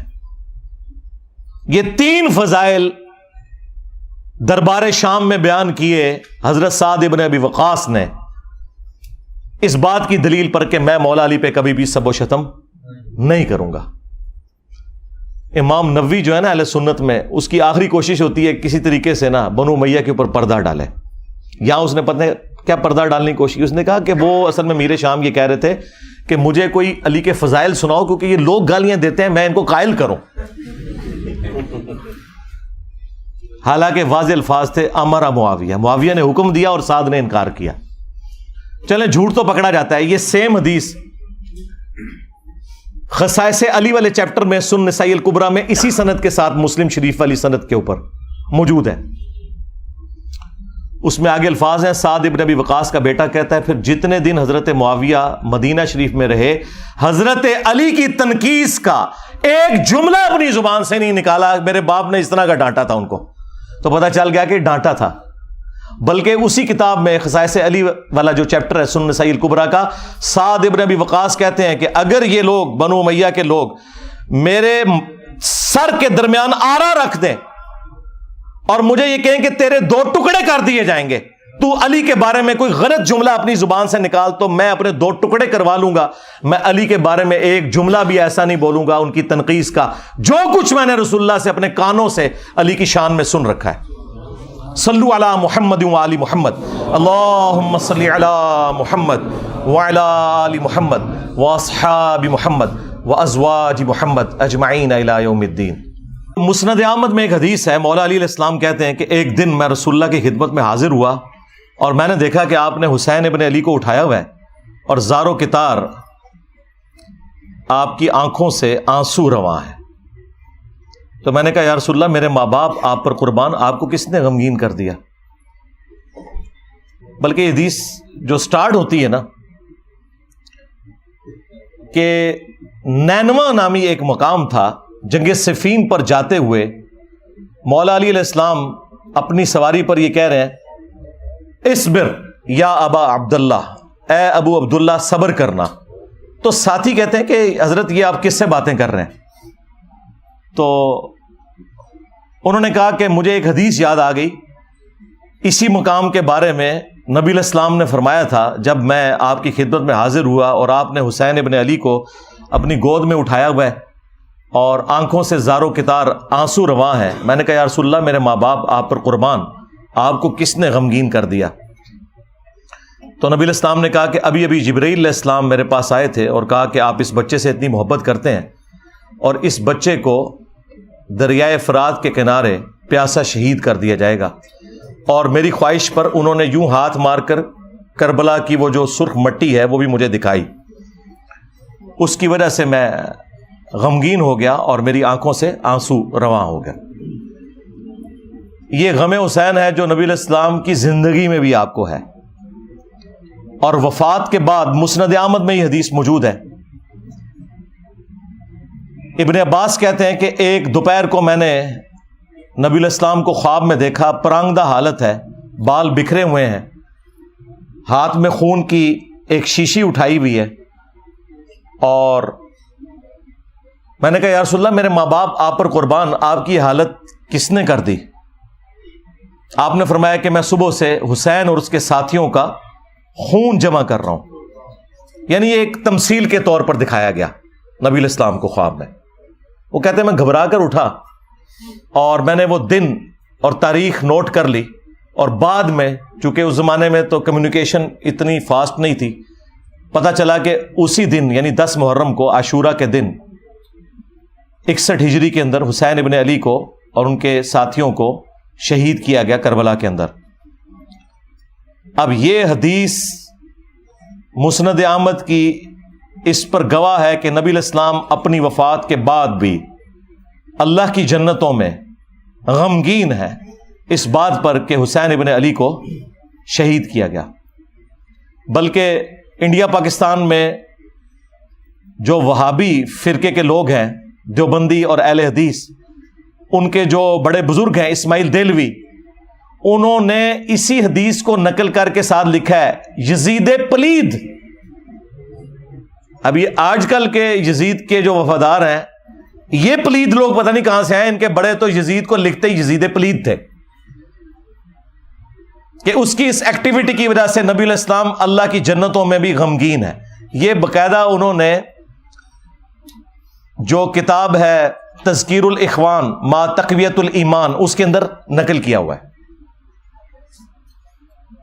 یزید پلید لکھا ساتھ اور یہ حدیث کوٹ کی. تو غم حسین تو جاری ہے. صحیح بخاری میں حدیث ہے, یہ ترمذی میں بھی موجود ہے, کہ حسین ابن علی کا سر کاٹ کر عبید اللہ ابن زیاد کے سامنے لا کر رکھا گیا, اور اس میں امام بخاری نے لکھا ہے برأس الحسین علیہ السلام, حسین علیہ السلام کا سر. امام بخاری نے حسین کے ساتھ علیہ السلام لکھا ہے. مولوی نے نا اردو ترجمے میں نا رضی اللہ عنہ کر دیا.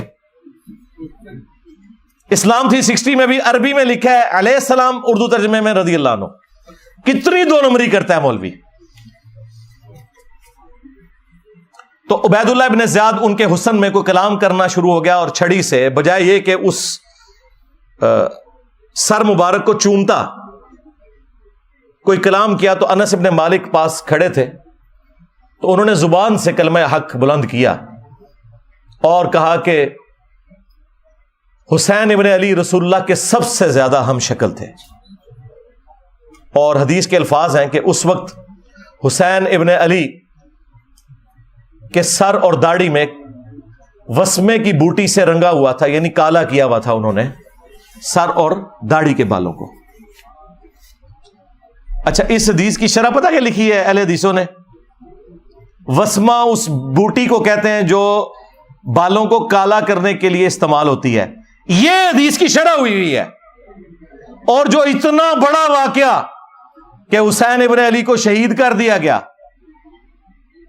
ان کا سر کاٹ کے پیش کیا گیا گورنر یزید عبید اللہ ابن زیاد کے سامنے, وہ اناٹینڈڈ چھوڑ دیا. یعنی اونٹ نکل لیتے ہیں, یہ مچھر چھانتے پھرتے ہیں. ہمیں تو قرآن میں اللہ تعالیٰ نے حکم دیا تھا قُلْ لَا أَسْأَلُكُمْ عَلَيْهِ أَجْرًا إِلَّا الْمَوَدَّةَ فِي الْقُرْبَةِ.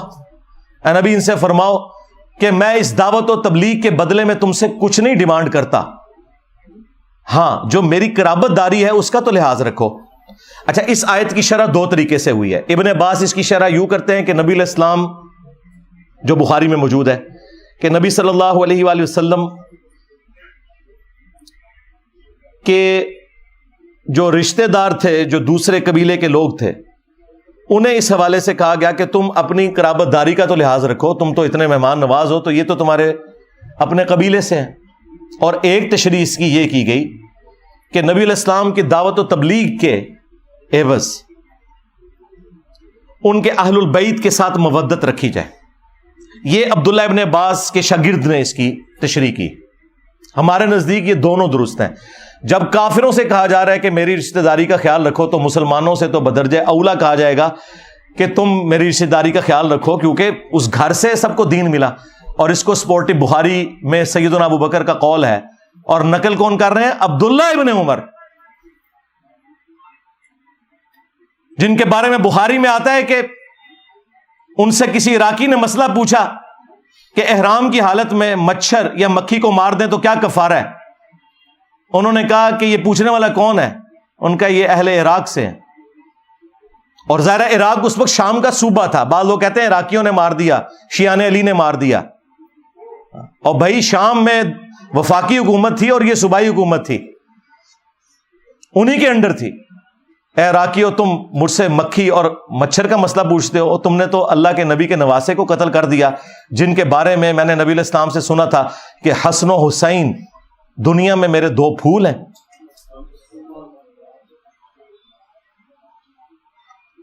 تو حضرت ابوبکر صدیق کا قول ہے بخاری میں, عبداللہ بن عمر کہتے ہیں کہ حضرت ابوبکر فرمایا کرتے تھے محمد کے قرب کو اہل بیت محمد کے قرب میں تلاش کرو.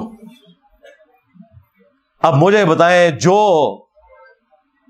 رسول اللہ صلی اللہ علیہ وآلہ وسلم کے قرب کو ان کے اہل البیت کے قرب میں تلاش کر رہے ہیں خود, کیا کبھی وہ یہ دعویٰ کر سکتے ہیں کہ ہم اہل البیت سے افضل ہیں؟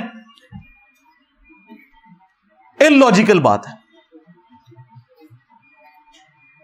یہ کہنا کہ جی بخاری میں موجود ہے, ابو داؤد میں بھی, کہ عبداللہ بن عمر کہتے ہیں کہ ہم نبی علیہ السلام کے زمانے میں افضلیت دیتے تھے حضرت ابوبکر کو، عمر کو اور عثمان کو، اس کے بعد افضلیت نہیں دیتے تھے. تو بھائی یہ لوگوں میں فضیلت کی بات ہے. اہل البیت بالکل الگ ہے، جن کے گھر سے دین ملا. دوسرے اصحاب نبی کے گھر والوں کے بارے میں یہ سوچ سکتے ہیں کہ جس گھر سے ہمیں دین مل رہا ہے ہم ان سے بہتر ہو جائیں گے؟ Not at all, never. جب لوگوں میں افضلیت کی بات ہو رہی ہے تو وہ ادر دین اہل البیت ہے علیہم السلام اجمعین. اور پھر المستدرک للحاکم میں حدیث موجود ہے، نبی علیہ السلام نے فرمایا اگر کوئی شخص پوری زندگی حجر اسود اور مقام ابراہیم کے درمیان نمازیں پڑھتا رہے اور روزے رکھتا رہے، اسی حالت میں مرے نیکوکاری میں، لیکن ہم اہل البیت کا بغض اس کے دل میں ہوا تو اللہ تعالیٰ اسے ضرور جہنم کی آگ میں داخل کرے گا. وَلِعَوْذُ بِاللَّهِ تعالیٰ. یہ کہتے ہیں جی کربلا کیوں ڈسکس کرتے ہیں جی؟ کیا آخرت میں پوچھا جائے گا؟ جی پوچھا جائے گا. جب آپ کی جنت اور جہنم کا فیصلہ اہل البیت کی محبت پر ہو رہا ہے تو پوچھا نہیں جائے گا؟ اور آپ تو ہمیں خود ہی سنایا کرتے تھے فضائل صحابہ احمد بن حنبل کی کتاب میں وہ روایت جہاں سے میں نے سٹارٹ لیا، اور شیعہ کے ہاں نہج البلاغہ میں، کہ حضرت علی کی محبت میں غلو کر کے 2 فرقے جہنم میں چلے جائیں گے اور 2 گمراہ ہو جائیں گے، ایک ان کی محبت میں غلو کر کے، ایک ان کی دشمنی میں. تو جب آپ خود جنت اور جہنم کا فیصلہ سیدنا علی اور اہل البیت کی محبت پہ کرتے تھے، اس وقت صرف اتنا ہی تھا کہ آپ نے دوسروں کو کہنا تھا رافضی اور اپنے آپ کو ناسبی ماننے سے انکار کرنا تھا. تو یہ آپ نے 2 نمبریاں کی ہیں، اس کا رزلٹ پھر اسی شکل میں نظر آنا تھا. جب گمراہی بڑے لیول کی اٹھتی ہے نا تو پھر کوئی بڑے لیول کی بلا چاہیے ہوتی ہے. ہاں وہ آپ نے دیکھا تھا نا کہ حضرت موسیٰ علیہ السلام کا اژدہا سارے سانپوں کو کھا گیا، ہے رسیہ تھی، ایک اژدہا سارے سانپوں کو کھا گیا. تو یہ جتنے سانپ نکلے ہوئے تھے نا جنہوں نے اس دین کے ساتھ غداری کی، ایک انجینئر سب پہ بھاری ہو گیا. ہاں الحمدللہ. اور یہ اللہ تعالیٰ کی سنت ہے. اللہ تعالیٰ نے 300 سال کی فرعون کی حکومت اس شخص کے ہاتھوں سے ختم کروائی جس کی زبان میں بھی لکنت تھی، موسیٰ علیہ السلام. اللہ تعالیٰ ہمیشہ کمزوروں کو اٹھا کے نا طاقتور لوگوں کے اوپر غلبہ دیتا ہے، یہ بتانے کے لیے کہ ان کے پیچھے اللہ کی طاقت ہے. تو الحمدللہ آج دیکھ لیں ہمارے اس پلیٹ فارم کی برکت سے پوری دنیا کے اندر سنی ہو شیعہ ہو، محرم کا مہینہ جب بھی آتا ہے ہماری ویڈیوز شیئر ہوتی ہیں، اور الحمدللہ صدیوں میں جو گراوٹ آئی تھی غلو کی شکل میں دونوں طرف، وہ کافی حد تک ایڈریس ہوئی ہے. اور مجھے اب امید ہے کہ اب یہ راستہ اس طرف چل پڑا ہے کہ امام محمد بن عبداللہ المہدی علیہ السلام کے لیے یہ راہ ہموار ہو رہی ہے. کیونکہ یہ ہو نہیں سکتا کہ امام مہدی سنیوں میں آ جائیں اور شیعہ مان لیں، اور شیعہ میں آ جائیں تو سنی مان لیں. اس کے لیے ضروری تھا کہ سنی شیعہ کی تفریق سے بالا تر ہو کر لوگ اپنے ڈفرینسز ضرور رکھیں، لیکن الٹیمیٹلی اس بنیاد کے اوپر قتل و غارت نہ کریں، اور اہل البیت جو کہ کامن ہستی ہیں ان کے ساتھ اپنا جو عقیدت والا معاملہ ہے وہ تو اپنی جگہ رکھیں. المعجم الکبیر طبرانی کے اندر صحیح سند سے ابراہیم نخعی کا قول موجود ہے، جو بخاری اور مسلم کی احادیث کے راوی ہیں. 50 ہجری میں پیدا ہوئے اور 96 ہجری میں فوت ہوئے. کربلا جب ہوئی ان کی عمر 11 سال تھی. تو وہ ناسبیوں کو سمجھانے کے لیے اکثر فرمایا کرتے تھے کہ بالفرض اگر میں قاتلین حسین میں شامل ہوتا اور قیامت کے دن اللہ تعالیٰ مجھے معاف بھی کر دیتا اور میں جنت میں بھی پہنچ جاتا، تب بھی میں رسول اللہ کا سامنا جنت میں نہیں کر سکتا تھا کہ کہیں حضور مجھ سے پوچھ ہی نہ لے کہ تو دنیا میں میرے حسین کے قاتلین میں شامل تھا. یعنی اب اس سے بڑی کیا بات ہو سکتی ہے؟ یعنی ابراہیم نخعی اہل سنت کے بڑے امام، بخاری اور مسلم کے راوی اور امام حنیفہ کے دادا استاد، وہ یہ کہہ رہے ہیں کہ اگر مجھے اللہ تعالیٰ معاف کر کے جنت میں بھی پہنچا دے اور بالفرض میں قاتلین حسین میں شامل ہوتا نا، تو میں رسول اللہ کا سامنا جنت میں بھی نہیں کر سکتا تھا کہ رسول اللہ مجھ سے پوچھ لیں گے. یہ وہی بات ہے جو میں نے شروع میں عرض کی تھی کہ واشی کو نبی علیہ السلام نے قتل حمزہ کے 5 سال کے بعد فتح مکہ کے موقع پر فرمایا کہ تیرا ایمان تو قبول ہے لیکن اپنی شکل نہیں مجھے دکھانی کیونکہ مجھے چچا یاد آتا ہے. اور چچا کی محبت اور اولاد کی محبت کتنا فرق ہے.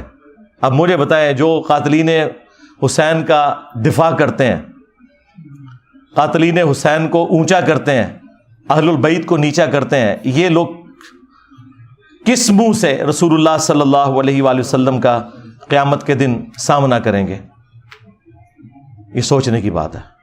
بس آج کے اس محرم کی مجلس میں 4 محرم الحرام 1445 ہجری بمطابق 23 جولائی 2023 کا یہی میسیج ہے کہ ہم نہ رافضی ہیں نہ ناصبی ہیں، بلکہ ہم اہل البیت سے محبت کرنے والے ہیں۔